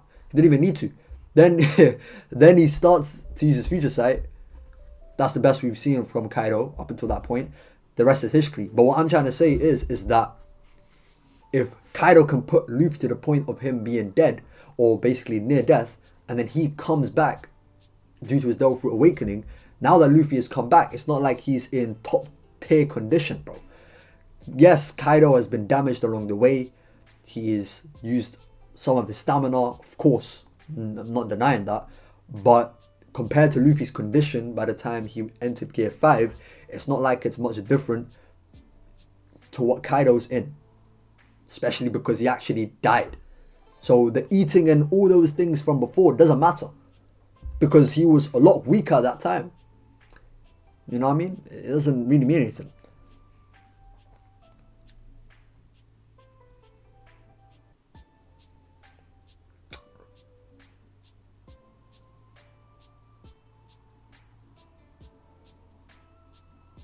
But yeah, I don't know, bro. I don't know. Look, I can't lie. I'm done with this turnus, bro. I'm done with this. Yo, let me see if I can invite some people on. Let's see, man. Let's see.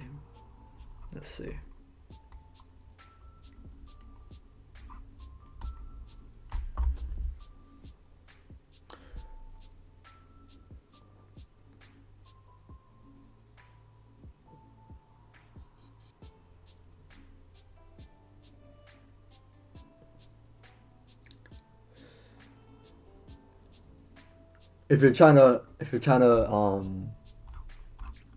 join the call, if you want to anything, join the Discord.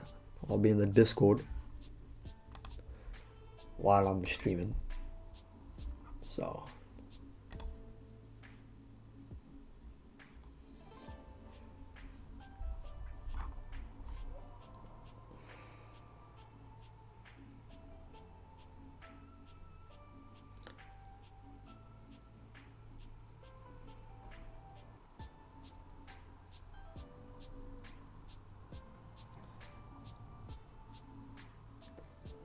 anyway,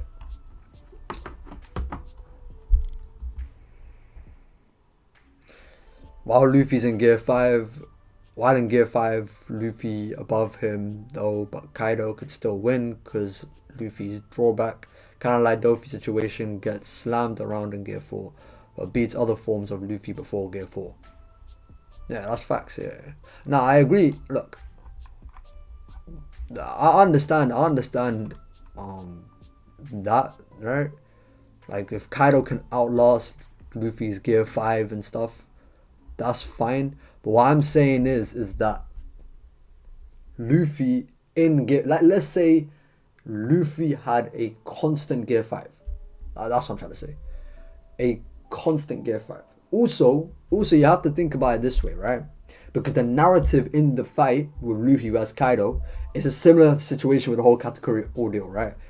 Luffy outright says, when Kaido asks him who he is, and I'll pull up the page. right? And I said this at the time as well. I said this at the time after Luffy said this. People are still going to deny that Luffy surpassed Kaido, but, you know, nothing new, I guess. But look at this. Alright, so this chapter,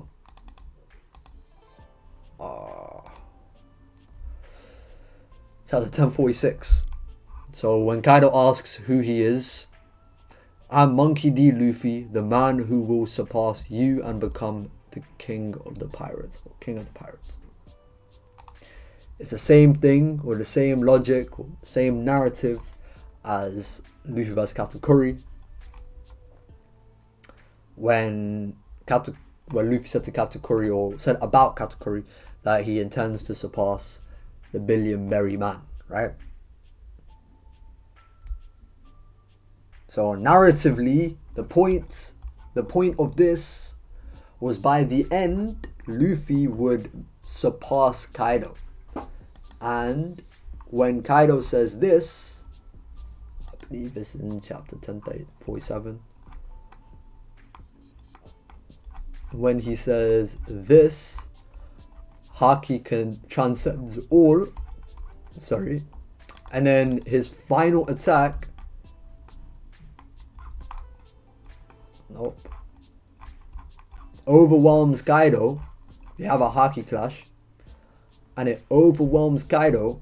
It's supposed to mean that Luffy officially surpassed Kaido here. Because if you think about it, Luffy, if he was in like healthy condition, would probably be able to use Gear 5 for longer, right? Theoretically. So if we can say Kaido was nerfed, he would be fine for longer. You have to say the same for Gear 5. The narrative around Gear 5 is that he is the one that was surpassed Kaido. He had a Haki clash with him when Kaido said that Haki transcends all, and he lost the Haki clash. Just flat out lost the Haki clash. And at times in this fight, Haki was actually used as a way of showing the difference between Kaido and Luffy's strength. For example, against drunk Kaido at first,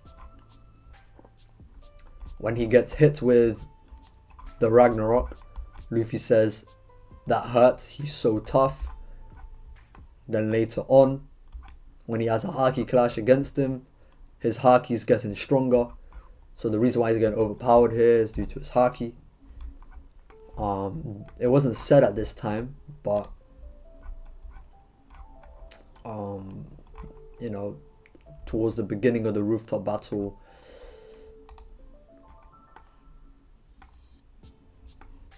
when Luffy tried to fight him one-on-one, and Luffy tried to block his attack. This is before his conquerors. You see his hands throbbing due to obviously the difference in their strengths. So all I'm trying to say is if Haki has been used as a way to illustrate and show the difference between, you know, strengths in general during this fight, then just by consistency with the narrative, by the end, you know, maybe this clash decided the fight, you know? So it's just kind of just decided the fight in general.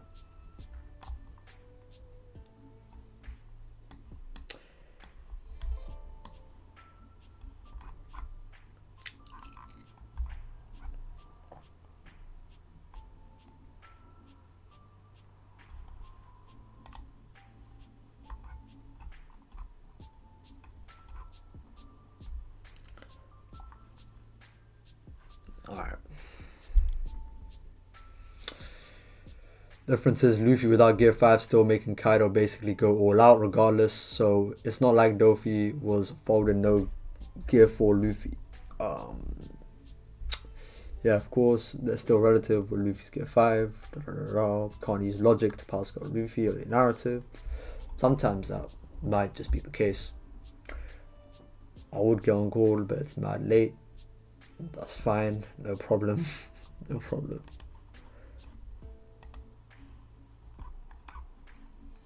No problem.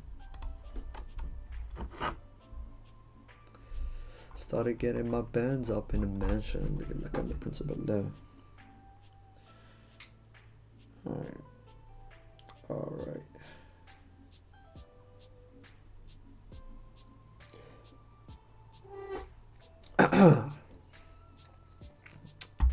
Anyway.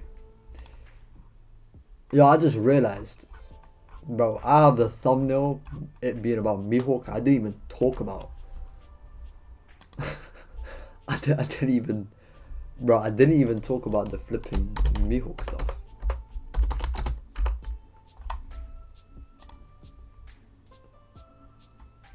So, in the road to laughter, I should have said this at the beginning. Did I even talk about this? I don't even know if I talked about this.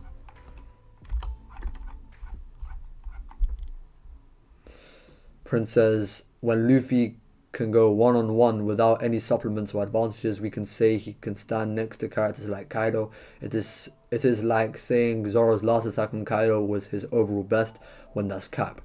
Bro, Luffy was as damaged as Kaido was. The guy just came from you, bro. Prince, you make it out like, and a lot of people that share your your line of train of thought, the way you guys talk about the fight is as if Luffy had a sensu bean when he went Gear 5, and that he has 100% health and he's completely fine. It's not the case. Also, the supplements and stuff and advantages, or whatever you want to call it, right,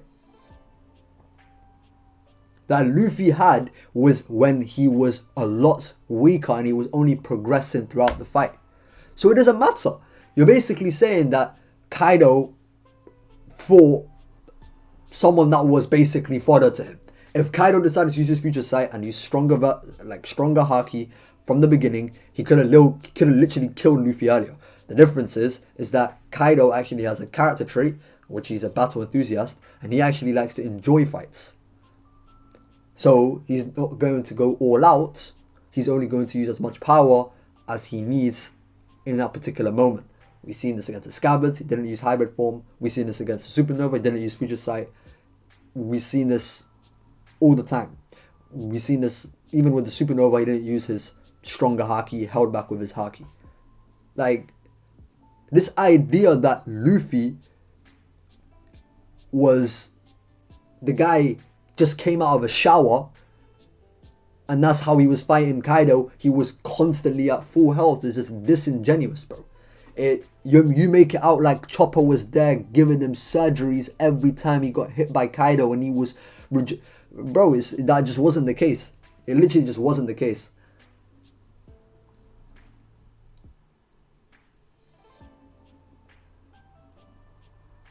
Like, I do not care if Luffy had a whole banquet after getting defeated when he was literal fodder to Kaido, even after awakening his conquerors, which was crude and clumsy at the time, mind you.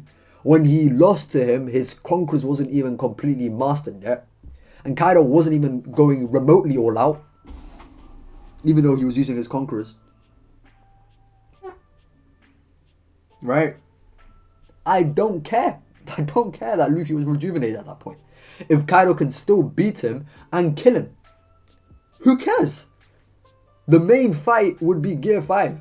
Like, I agree with you, bro. Gear 4 and other forms, they're not touching Kaido. No.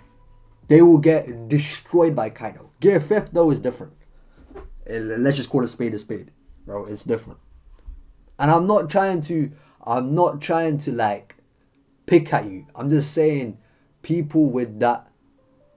Huh? Hey, yo, Gulan, what are you saying, my guy? What do you mean we're getting Kyrie? Don't piss me off. Bro, let me see. I'm jumping onto. I don't even care about this One Piece shit anymore. If you're trolling me, bro, do not troll me.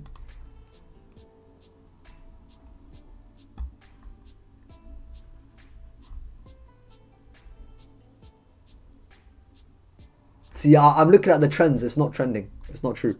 It's not true. There's a significant obstacle on the Kevin Durant to Miami trade front.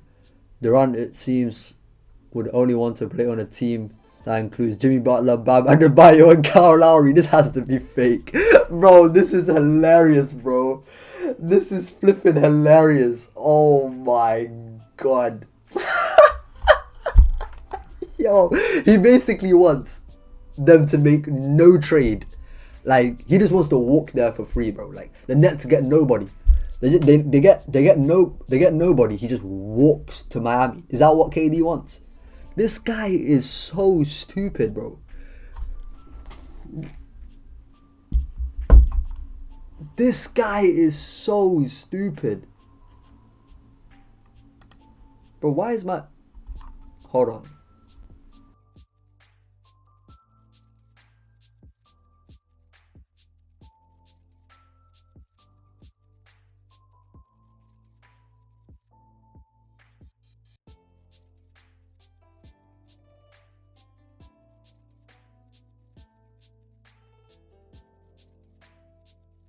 Bro, this guy is a flipping joke, man. Oh, wrong key. Alright. What other news have we got? What other news?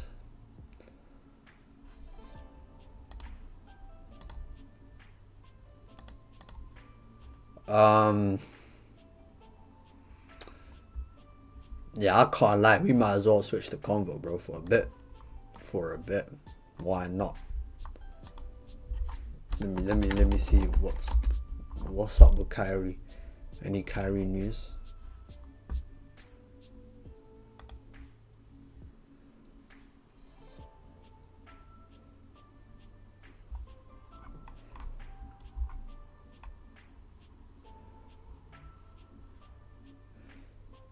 Nah, this guy's trolled me completely. On my life, he controlled me completely. Yeah, I already seen this. Nothing, man. Nothing. The Nets have no interest in accommodating Kyrie Irving. Kyrie might get thrown into that 4-team trade just as salary block. Oh, wait, what? He's going to be used as a tool to help the Nets. Is this even real? Bro, I can't lie, bro. It's looking chalked. I can't lie. It's looking chalked. It's looking chalked differently. It's looking chalked. Bro, KD and Kyrie want to play together, but they want to leave the Nets, bro. It makes no sense. Just stay on the Nets. Let Kyrie play out your contract.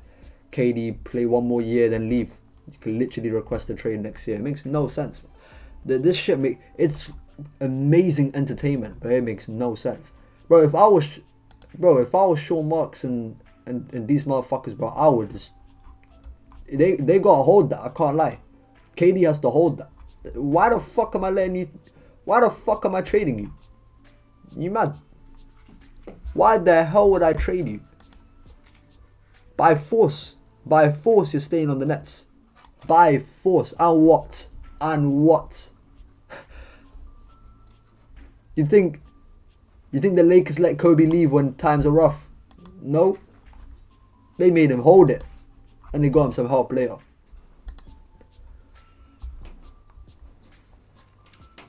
Remember, it says Golden State in 6. Don't even matter what happens. Nah, I don't know about that, man. Wayne said he's probably not going to the team he wants. Facts, bro. I can't lie, bro. The guy. I don't understand, bro. If you're the Nets, after what Kyrie and KD did to your franchise, you're telling me that you're going to let them have a nice exit? Bro, fuck them niggas. Are you mad? They don't, bro. I don't understand why they would even have a respectful conversation about where they're going to go. Like it's some discussion. You're like a chess piece, bro. KD and Kyrie are chess pieces at this point. They have no leverage, or they shouldn't have any leverage. Why is it that KD and Kyrie that basically dictated everything that happened in the Nets for the last how many years get to also dictate where they go? They don't get to dictate shit. Are you mad? Are you mad? That's crazy, bro. That is crazy.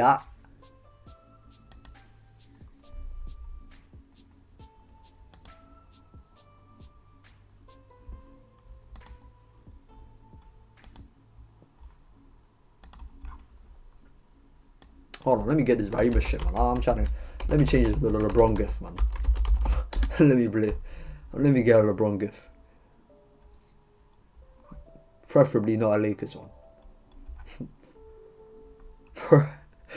Actually, let me do that. What's that celebration? That celebration that he done in the finals. I think it was in 2018. I forgot, I don't know. It was the gun celebration, man. That gun celebration is flipping.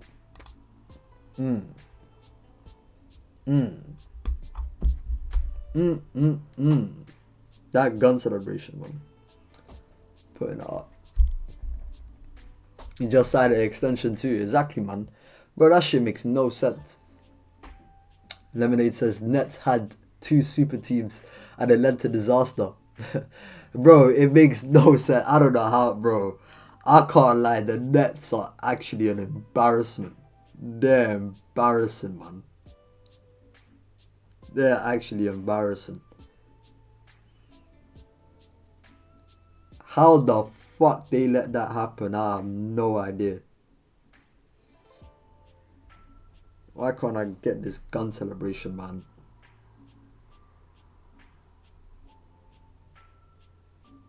Okay, I got it. Even though it's kind of trash.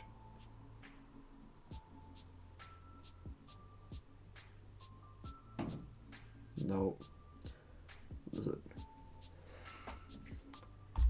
Let me see. Is there any other news? Raw news? I don't think there is. Oh, I found it. Found a good one. Alright, that's it. I'm keeping this in my locker. Whenever I need it. I need it. Kevin Garnett on Anthony Davis. He could be so much better than what he is. I don't know what's around him. I would love to be able to work with somebody like that. I swear this is an old interview. I'm pretty sure he said this time ago. Is this recent? I swear someone said this about AD like recently. Not recently, but like a couple years.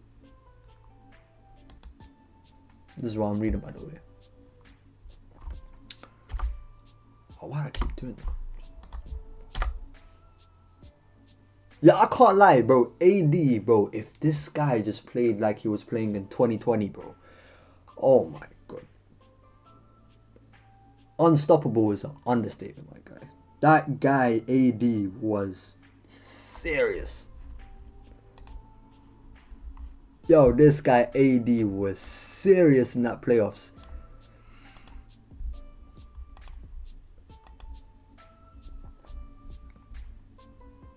Three superstars with 1 playoff series win. That's embarrassing, man. That is embarrassing. Yo, imagine all them flipping glory hunting motherfuckers that decided to support the Nets, claiming they've been supporting them for 20 years.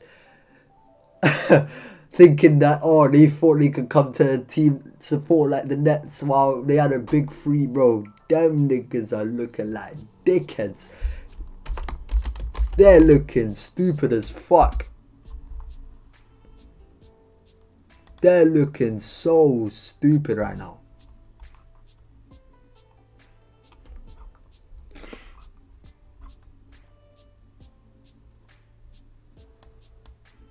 That is a L. They can hold that as well, man. On my life, they can hold that L. That is embarrassing. That is embarrassing. That's it. I got my LeBron thing. Boom. Let me take this off so I can see how it looks. Hiatus. Let me change that. That's it. We lit. The quality is horrible, but I'll get one. I had to just find one on Google Images. But this celebration is too good.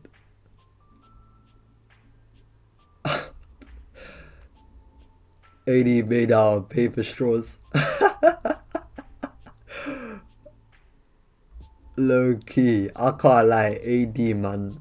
Why is he so injury prone? Oh. Actually, drop what teams you guys support. What team do you guys support, man? I want to know.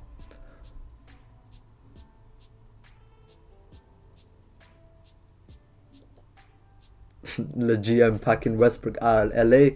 I don't even know, man. How do you even move that? How many years does he even have left of his contract? Is it 1 more year? Was it 2 more years? I don't even fucking know, man. I don't know how many years he has left. But that contract is fat. Oh no. You got a Warriors fan. Prince, you're a Warriors fan. Say less. Lemonade Team Lakers, just like me. Wayne from Philly, so the Sixers. Yo, a Sixers fan, you know. I'm gonna take it easy. I'm gonna take it easy on you, bro.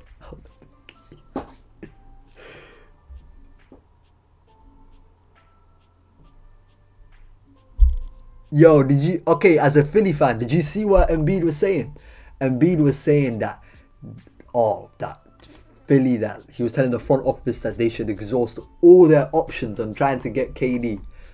Bro, some of these players don't know how trades work. I swear to God, these guys do not know how trades fucking work, bro. They think it's like,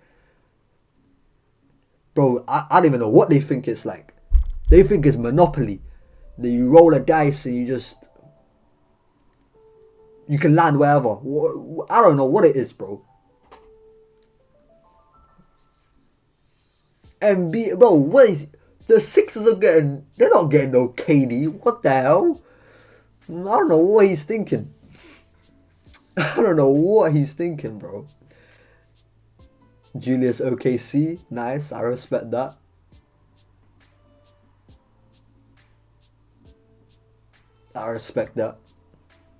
So you probably don't even like KD. Do you even like KD, Julius? I don't know.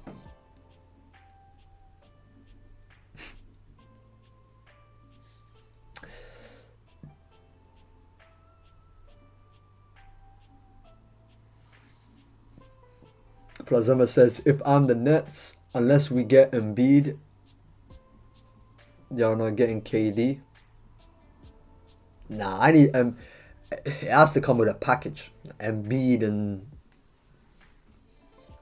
I don't know, like someone else, because Embiid is injury prone, bro. At least I know KD is gonna stay healthy. So if I'm the Nets, bro, it has to be Embiid and some add-ons. Can't have Embiid by himself. Embiid is not even as good as KD. You know what I'm saying? It's not even as good.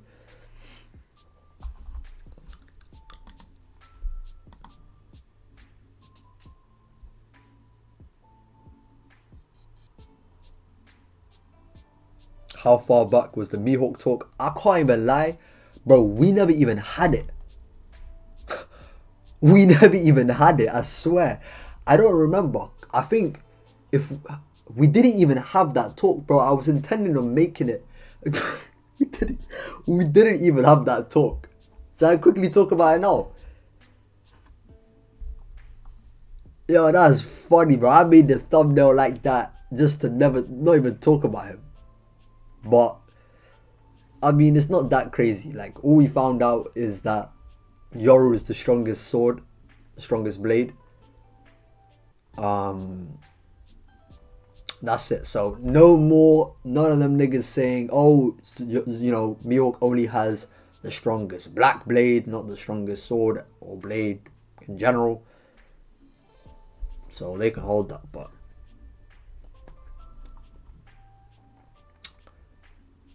As a Sixers fans, we don't want him or need him. Hey. Yeah, I saw Zion. Yeah, I saw Zion probably is gonna extend his rookie contract, bro. That rookie contract is fat.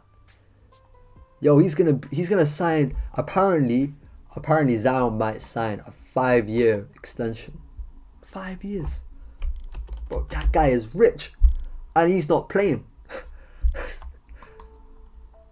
But low key, bro, I'll do that too, man. I don't care. I'll. If I was the Pelicans, man, I'm doing that too. I don't care, bro. Is that actually maybe would I do that, bro? Could I? I don't know, because someone like Zion is too talented, man. Bro, he needs some of that like Ja Morant type of like passion, man. He needs that Ja passion. If Zion had a passion like Ja, unstoppable, bro. Unstoppable. That guy is crazy. KD injury prone too at this point. Nah. I mean, since he tore his Achilles, he got injured this season. He was sidelined for a few games. In the playoffs, I mean, he only played one series, so it's not like you're going to get injured in 4 games. Well, the likelihood is not that big. I don't know. You call it KD injury prone? Maybe. But, I mean, I wouldn't say he's injury prone. I don't know. I wouldn't say that, personally.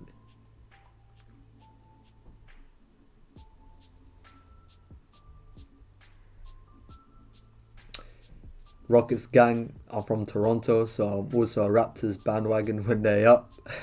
I mean, yo, being a bro, imagine, I can't lie, bro, low key, I want to know what the feeling was like being from Canada when the Raptors were on a tear in 2019. That postseason run is actually unreal.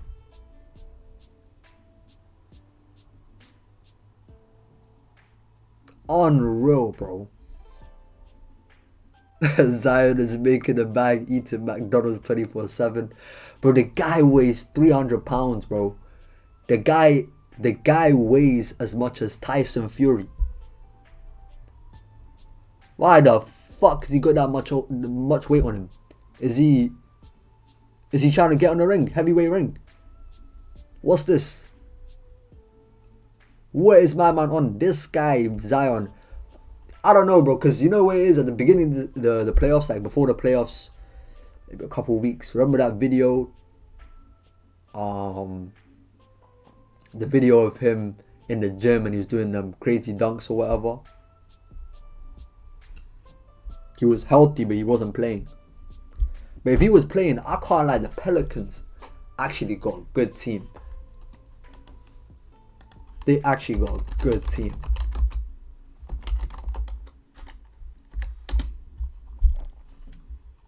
Zion, CJ, Brandon Ingram, Alvarado. Let's see. Let me just search up that team. Who else?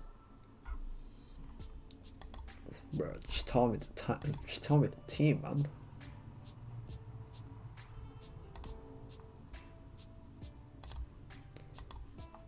If Zion, but think about it, like the Pelicans did well against the Suns. The Suns were the number 1 seed in the West this year.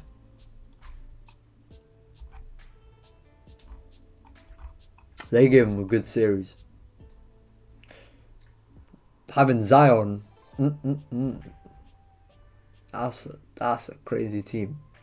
I'm not gonna lie.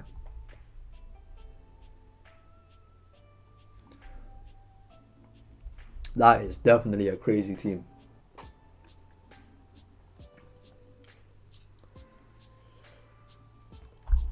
Oh shit. Anyhow,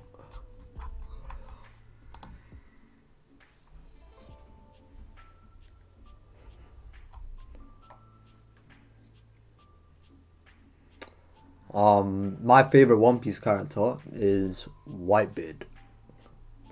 Whitebeard. Whitebeard. Edward Newgator. Newgator.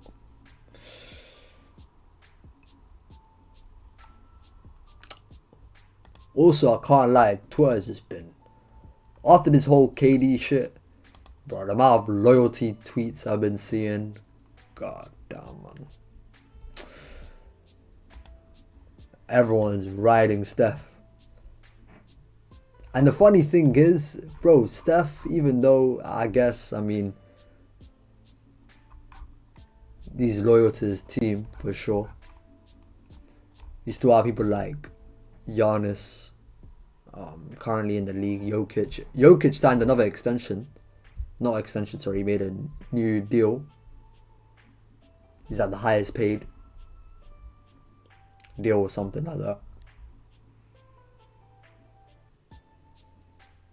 That's mad though.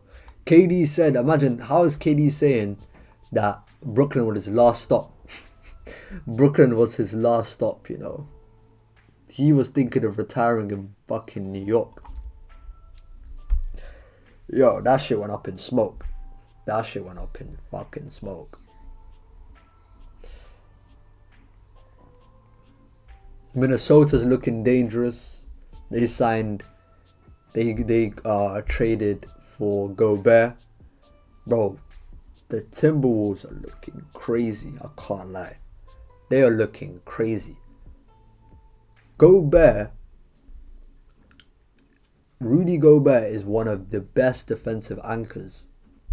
He's a generational defensive anchor. This guy will make a shit team look like it has a good defense. The Jazz's defense was awful.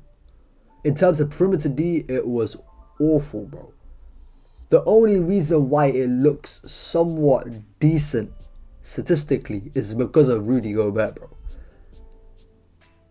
Now he's joining the Timberwolves. Shit, a bit better.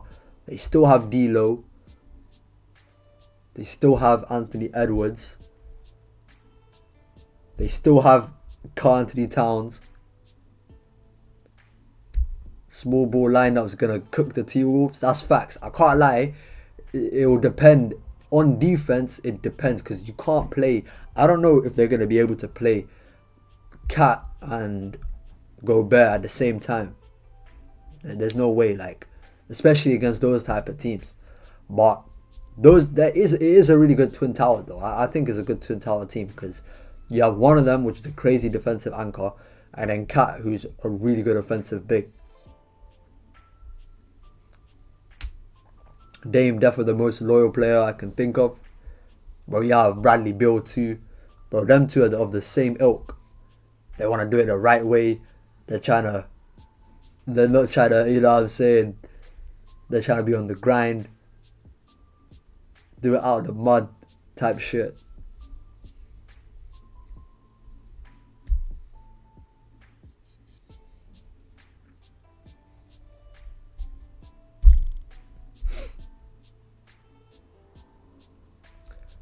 But yeah, you do have a few loyal teams. But this is the been players.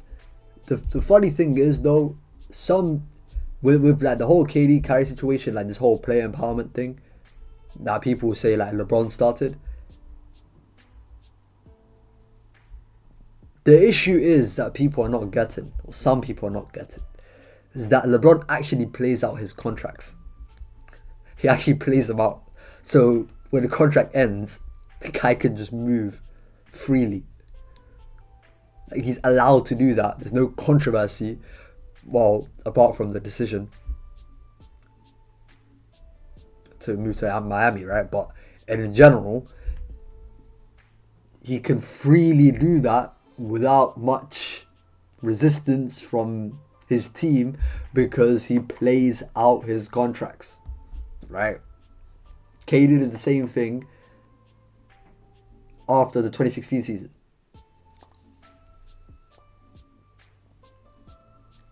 The issue now though is that you want to leave with like 4 more years on your contract. Bro, I can't lie, bro. If I was the Nets, bro, that guy's going to the Kings or the Magic.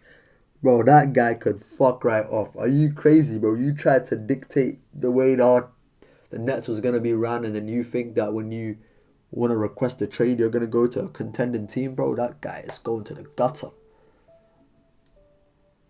No cap. That guy is going to the gutter, bro.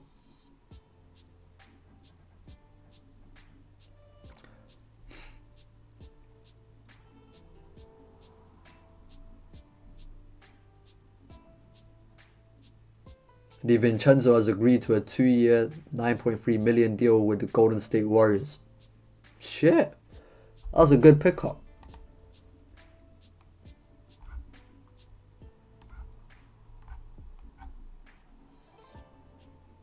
That's a good pickup.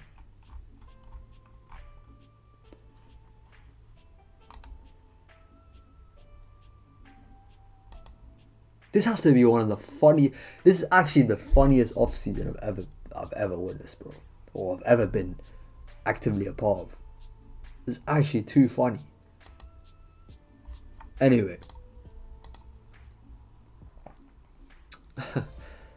let's come off the ball talk for a bit, man. Anyway, what do you guys want to talk about?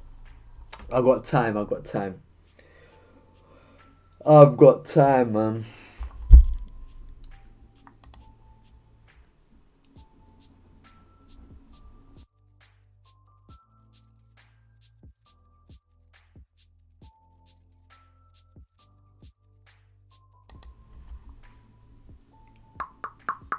One Punch Man.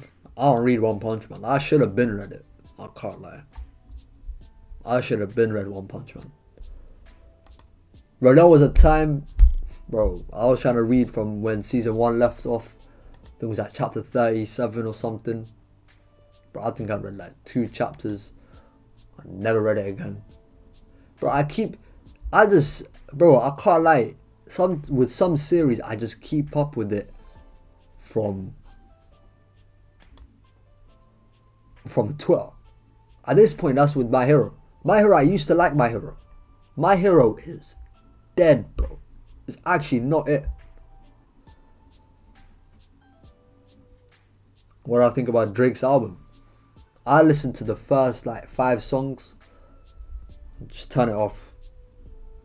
I just turned it off. that whole dance shit with his regular R&B type style music is not it. That was not it. But Drake, I can't lie, bro. You're gonna make me start ranting about Drake. I'm not gonna lie, because I like Drake. I've been like Drake. He's one of the first like major rappers that I really liked, especially in my early teens. But watching Drake's fall off is absolutely disgusting, bro. Especially, bro, I'll be so raw about this. Is the thing about Drake, because I went to his show in 2019, in London, right? I went to his London show. It was good, but that was for the Scorpion album, and me, I'm not that big of a fan of the Scorpion album.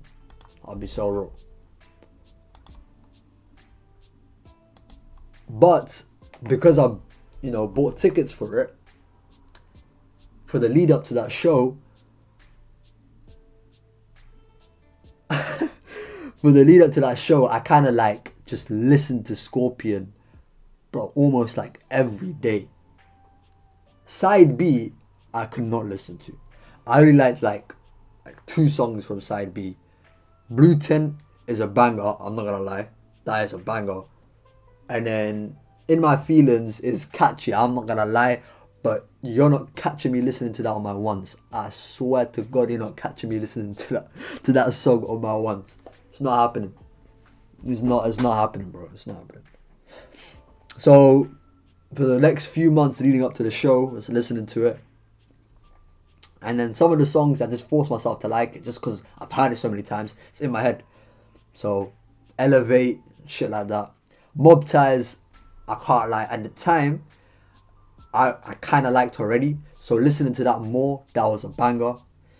The first song I actually clicked on. Sometimes, usually I actually listen to albums in order, but with that album, the first song I clicked was Talk Up, one featuring Jay-Z, because I thought, oh shit, Pound Cake Part 2 was not, that was a boring song. And then I think the next song afterwards in the track list was Can't Take a Joke. Can't Take a Joke is a banger. That is my favorite song on Scorpion. But anyway, long story short, the lead up to Scorpion, not the tour, but the album itself, bro, Drake was on a tear 2018. Look Alive, that verse on Look Alive, oof. God's Plan, banger. Nice for What, banger. I'm Upset, it's I. It's not. It's I. You know what I'm saying? Then the album. Then Pusha T happens. I can't lie. Pusha T. Fuck Pusha T. Because not only did he drop like one of the best disses, like diss tracks, but he influenced Drake's album so much, bro, because he had to change. It's so clear when you listen to it. He did last minute changes on some songs. But anyway, the point I'm trying to get to is that I'd say for the last few years with Drake, this guy is so good on features, like on other people's songs, but he can't produce that quality on his own albums. He would have that type of quality maybe for a couple. Like, I'm not saying like 3 or 4, right? And in that year, 2018, he had the Link Up TV Behind Bars. That was alright. Sicko Mode, his verse on Sicko Mode in 2018. There was a time in that summer, 2018 summer, I swear, every time I opened up Spotify, or if I was listening to any music that day, the first song I clicked on was Sicko. Sun is down, freezing cold. I'm telling you, bro, that was the first out. That was crack. That song was crack. Then you had Going Bad. Then in 2019 was Lockdown. I can't lie, Toosie Slide, even though it was so obviously for TikTok, the verses are there catchy as hell, man. I'm not gonna lie. Then what did he have? That whole mixtape, whatever. But some of the features, like even last year on Culture 3, Having Our Way, that song he did with Smiley from Canada, Over the Top, his verse on that, his verse Solid on, I think, Slime Language. Drake just been pissing me off, man, because this guy will come with some heat. This guy will drop very good verses on other people's songs, but on his albums he doesn't translate that quality, man. Prince says, if you're reading this is too late, it's his best project, nothing will top that. I can't lie, I think Take Care's better. I think Take Care is his best album, man. I don't know. I don't even think that's a debate, but I can understand. I can understand if you're reading this. Legend, Energy, 10 Bands, 6 God, Know Yourself. Bro, when I went to Drake's show and he played Know Yourself, that shit was rocking. I can't lie. Cleve says, I think Surfboy Loveboy had some bangers and thought it was cool. Nah, that album, I can't lie. That album, I'll tell you one thing about Certified Lover Boy. Fuck Drake for this album, yeah? I'll tell you why. Because the lead up to this album, he was supposed to drop it at the beginning of 2021, I believe. He must have made a tweet, made an album trailer. It was supposed to come out January 2021, right? The single, which appeared to be the single for CLB, which it never ended up being, because it dropped basically a year fucking later, right? Well, not a year later, but the same year in August, was the Laugh Now Cry Later, right? Laugh Now Cry Later with Lil Durk. That song was a banger. That was a banger, right?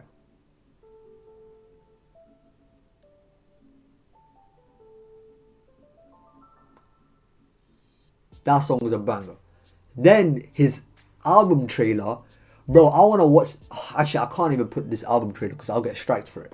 But the album trailer, this guy was doing, he basically done his old album covers, but like he redone them.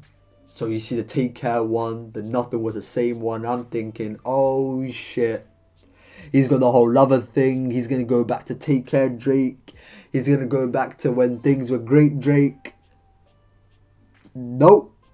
Not only did the album not even come out in January, it came out 8 months later with some bullshit beef with Kanye that they literally hashed it out and squashed it 3 months later just for a dead album, bro. And CLB,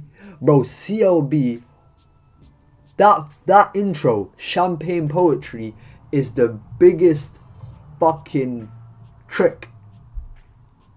I can't believe it, bro. After listening to Champagne Poetry, I really thought CLB was the one, bro. I really thought that beat, the I love you, I love you, I love you until I, oh my, when I heard that, I was thinking, nah. Then I hear the songs afterwards. I'm not saying CLB ain't got good songs, but like Pipe Down is a good song. TSU is cool. The song with Lil Wayne and Rick Ross is good. It's not gonna lie, first concert I ever went to was Drake's Take Care tour in 2012. You lucky motherfucker. I can't lie, it's a bit early to go to a Drake tour though. If you went in 2015, I would have been more angry. Because you would have had 3 albums. 4 albums, bro. And the thing is about that Drake tour I went to in 2019, that's he will play some of his old songs. And then he will stop after playing the hook. Like he played Forever. It may not mean nothing to y'all, but understand nothing was done for me. He done that hook and then he stopped. I was thinking he's going to go in. He didn't go in. He played Crew Love, but it was only the Weeknd's part. Switched it. What did he do? He did Trophies. I can't lie. When he played Trophies, I had to round of applause. Trophies that's a classic. It's a classic. Into Deep. Into Deep was the one. Shit. Let me listen to Into Deep right now. Oh. I know what song it is, but I forgot how it went.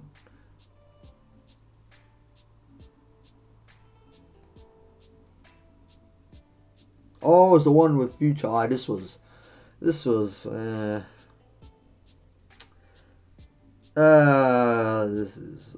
not it, bro.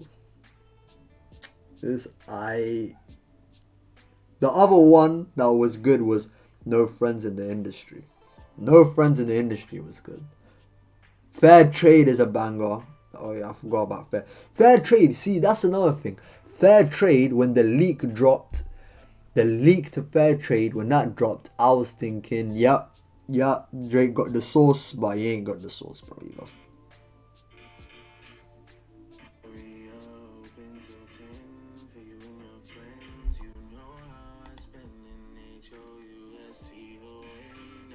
Too crazy, had a little bad enough.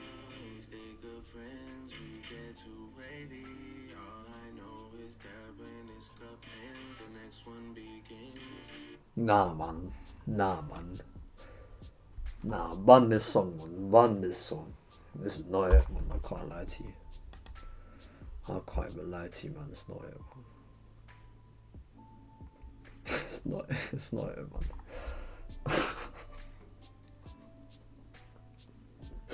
It's not it, bro. Bro, I can't lie. Drake will always be top 5 for me. Always. But there was a time when he used to be top 1 Why am I saying that he's top 5 only, bro? Why? Why? Why am I? Bro, bro, I can't, man. I just can't, man. I know the beat changed into deep. I remember the song. Like this song is kind of like a no friends in the industry. I remember this song because it felt like a more of if you're reading this type of song.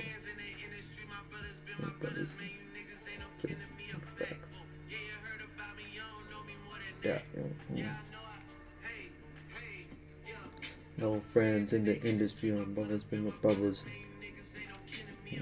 Mm.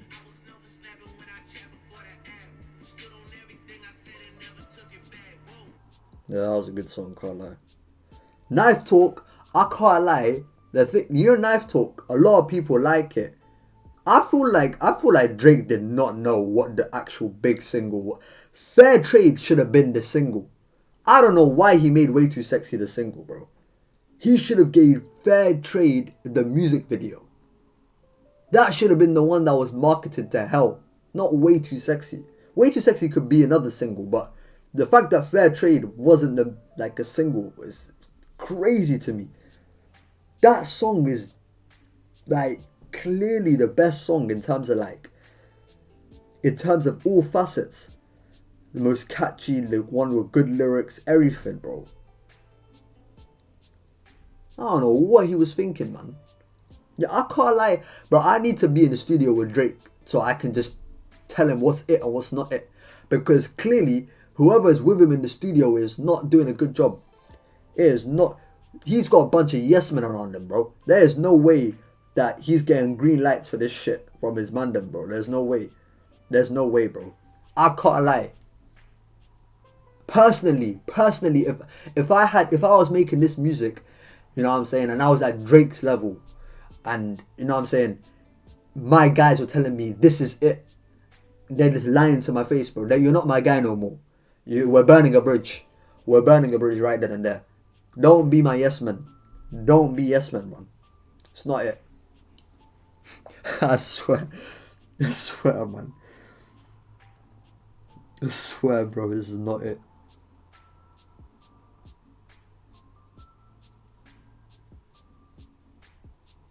Yeah, I'm gonna take up this Miho thumbnail because I completely wasted it.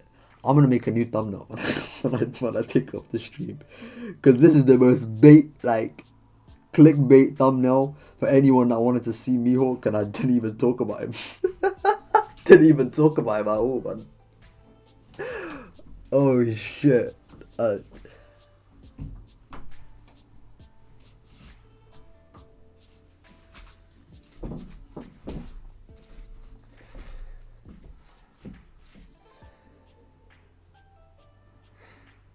Oh my god, bro. My squad and I still waiting on that GWG video.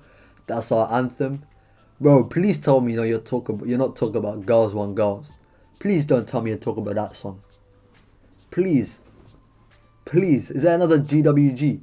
Or you're not even talking about... Please tell me you're not talking about that song, man. I'm gonna have to unmod you right now. I can't lie. I can't lie.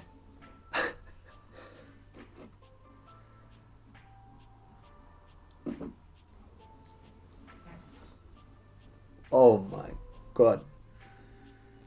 This is what I mean about Drake's features, man. Even, actually, another thing, another banger are his Scary Hours tapes. His little Scary Hours EPs.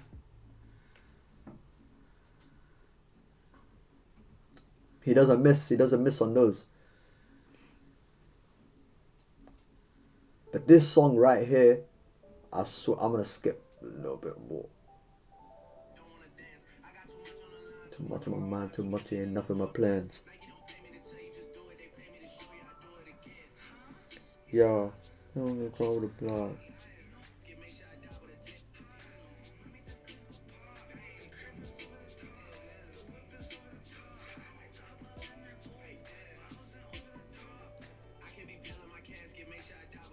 Not a plan. Nah, I don't wanna dance. Hey.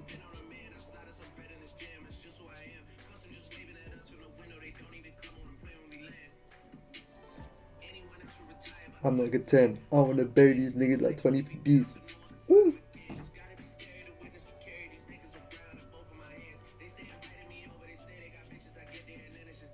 Nah, man. Nah, man.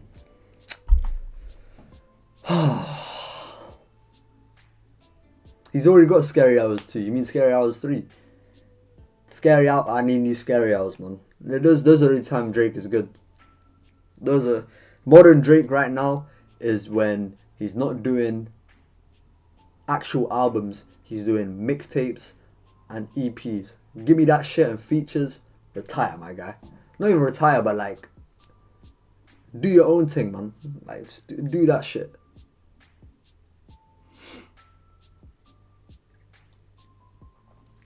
Yeah, I can't lie. I don't really listen to Benny the Butcher. I'm not gonna lie. Even though I know everyone that does listen to him says that he's a very good rapper, but I don't listen to him. No. I've heard that one song that he had with J. Cole, and I think that might be about it. That might be about it. I can't lie. I heard that. What's that one with J. Cole called? I remember it was a good song. That was actually a good song. I don't know. I just ain't been. I can't lie. I haven't really been exploring new music, like new artists. I don't know. Lately, like I think I've heard a couple. Yeah, I've heard this song. Johnny P's. This Johnny P's Candy. This is a banger. Or Caddy. Sorry. What the fuck? Yeah, it's a good song.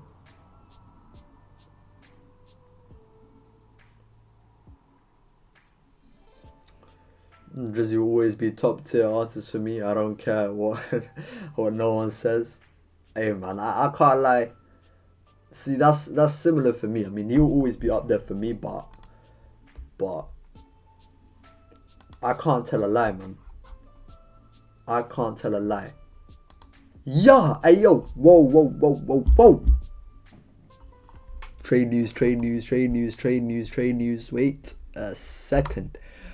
Woj says, I think a team that's lurking is Toronto. They have all the kind of pieces that you would want. Hold on.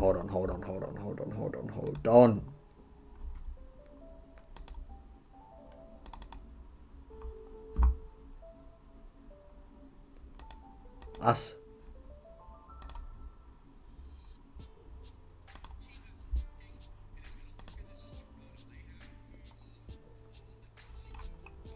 That you would want.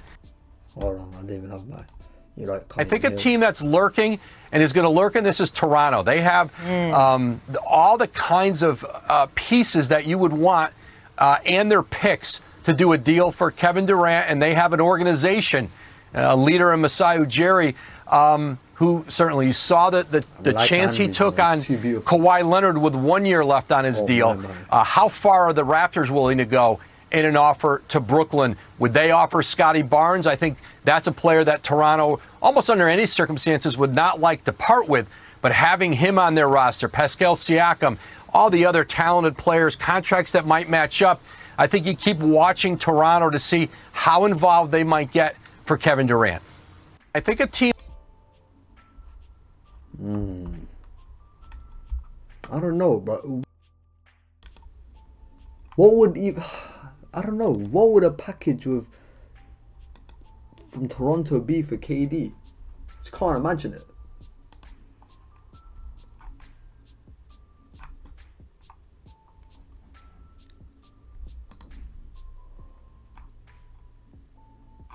I just can't imagine it. I don't know.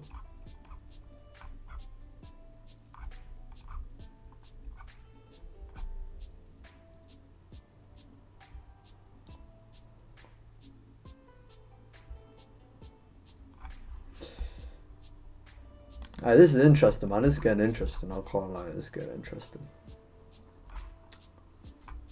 This is getting real interesting. But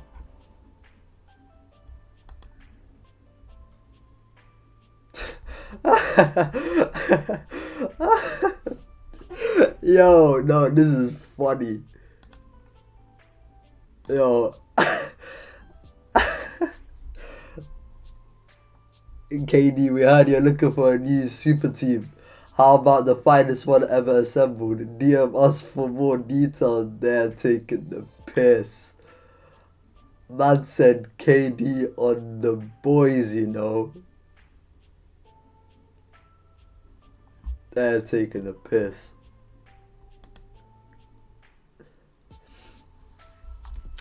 Lakers fans in the gutter about Kyrie. Yo, I am Lakers fans, I can't lie.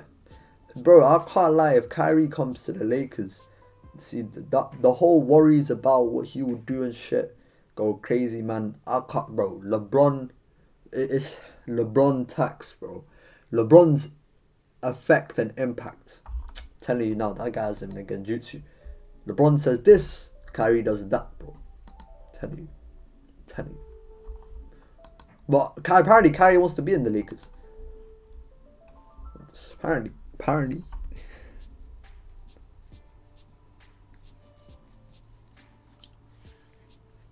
Apparently, man. So we'll see.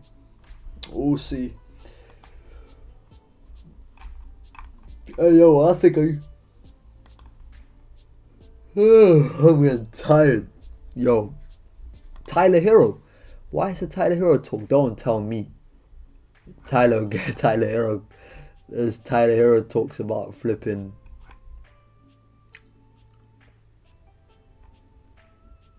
KD.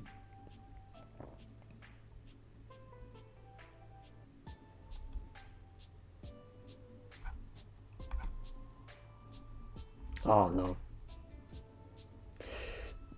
Miami are trying to get KD, man. Oh no. This is a funny off season, I can't lie. But yeah, anyway.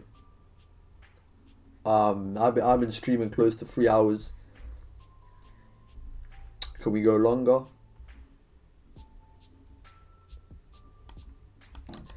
Nah, I don't think. I'll wrap it up in a bit. I'll make it touch 3 hours. Even though I won't upload 3 hours, but bro, I can't lie. Uploading this is gonna be long. Fuck. It's gonna be long as fuck, man.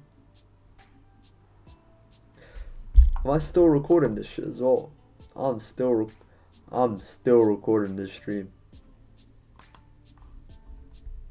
Hey, man, you gotta do what you gotta do. This is gonna be the last stream in a while, man. Last stream in a while. I need to do something about that. I'm gonna think of some ways. I'm not streaming on my phone or doing nothing on my phone. I'm gonna tell you that for free. That's not happening.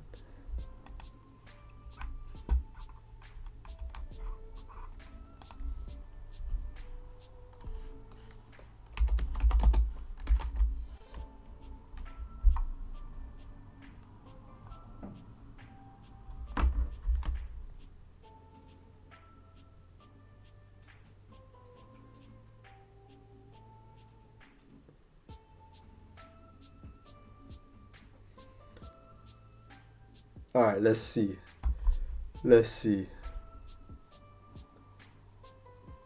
Why I'm not streaming anymore? It's not that it's because I'm gonna be out of the country, so I'm not gonna be at home.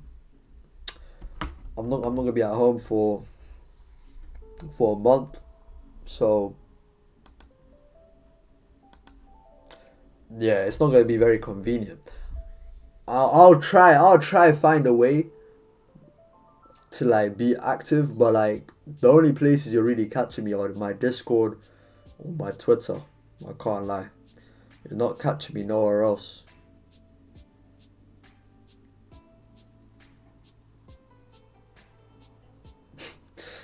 I'm flying out to Dubai for the do contract. What?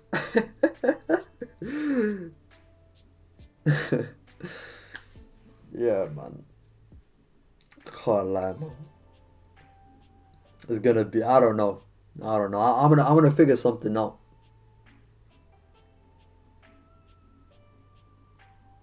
I'm gonna figure something out. But I got some content ideas when I come back anyway.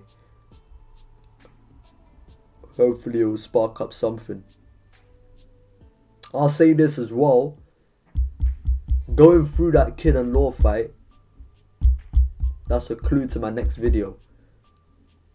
So it's actually interesting. I got a lot of the answers and your takes about that fight. It's interesting. It's actually interesting. I'll see how people receive this next video I got going on. It's gonna take me a while to do, but at least by the time I come back, it will be ready. It'll be ready.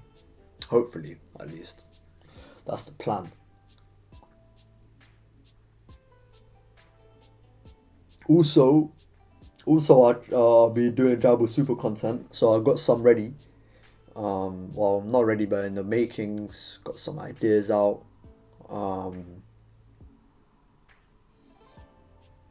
If you follow me on Twitter, you would have noticed I mainly talk about that, cause like I feel like when I make threads and shit, it's basically prepping my script anyway for a video. So the ones that I've done,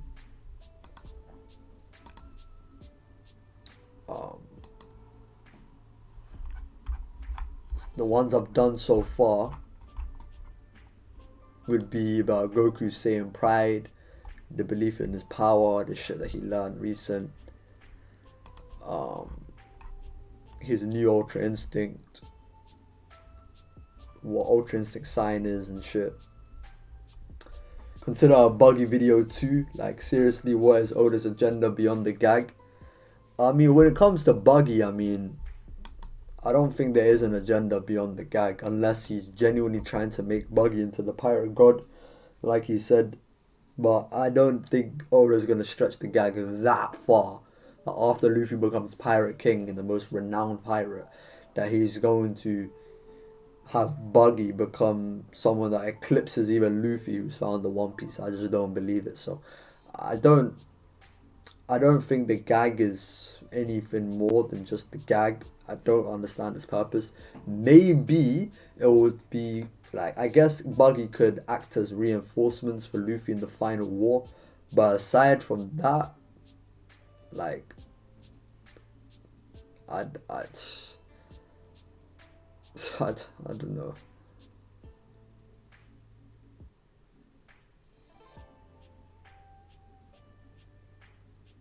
I just think Dragon Ball at this point, it's never ending, and Goku's character has literally regressed. Nah, it hasn't regressed. Nah, that's not true. Nah, that's not true. That is definitely not true. He's actually developing, bro. He's not regressing at all. He's actually like learning more about himself and like how to utilize his power and stuff.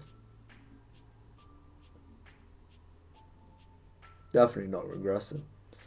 I wonder, because Luffy, Shanks is the reason they ate their fruits.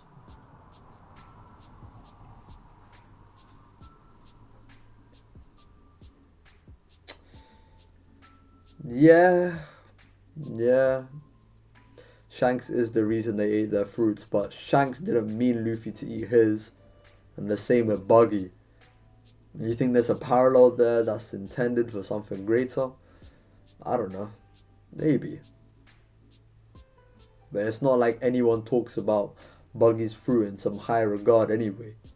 You know? So, I don't know.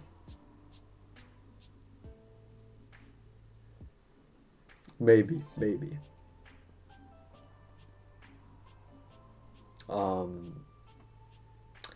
Anyway, 3 minutes left. I'm gonna end it there.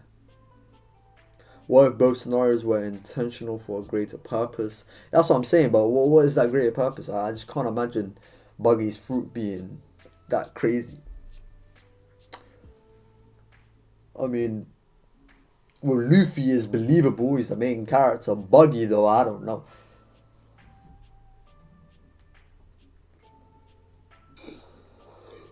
Oh no. Wish Piccolo got a god form, make Piccolo great again. I mean, if strength is what you want from Piccolo, I mean, the new Dragon Ball Super movie definitely made that happen.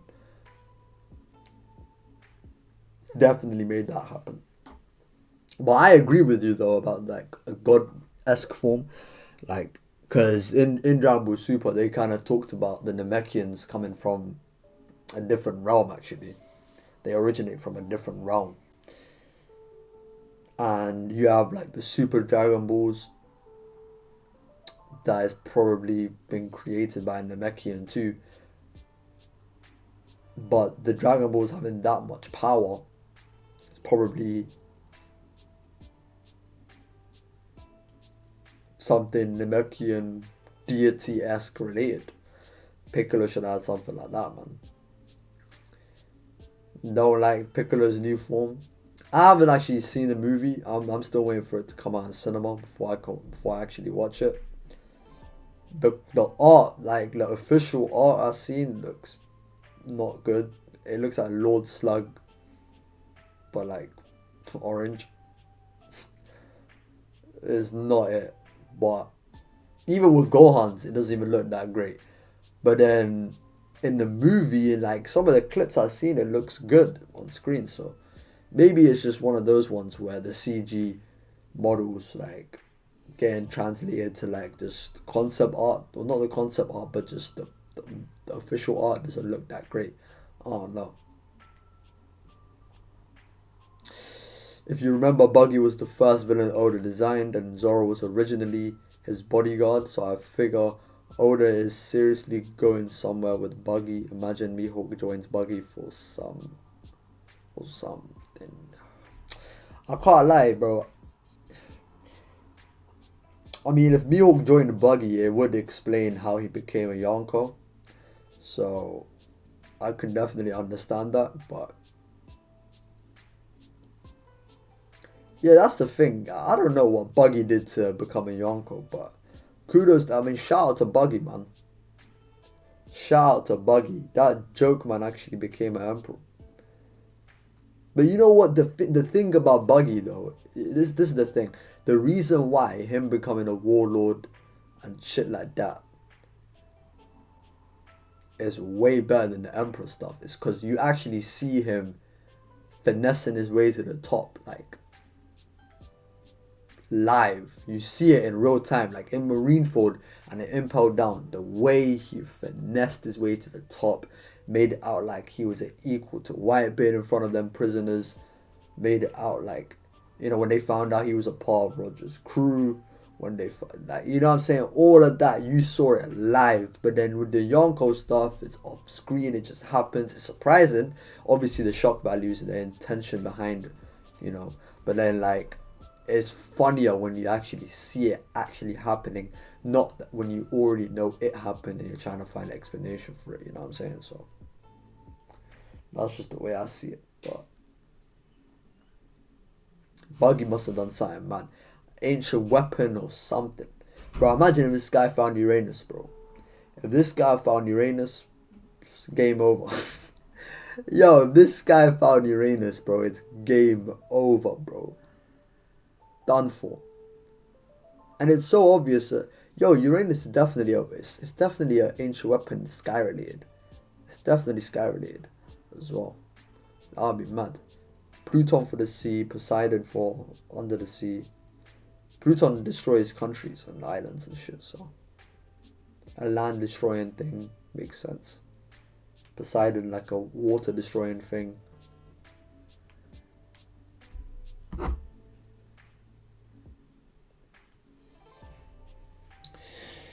Usopp's lies all become true in a way. Buggy's ambitions are all realized in some way. Yeah, it does seem like it's lining up that way. But does that mean that he's going to become Pirate King too? Because he said in Marineford he could be Pirate King. I don't know. Anyway, I'll leave it on that note. Appreciate everyone that pulled up to the end, stayed to the end. I'm going to upload this on the second channel, so If you haven't already subbed to the second channel, go sub to the second channel.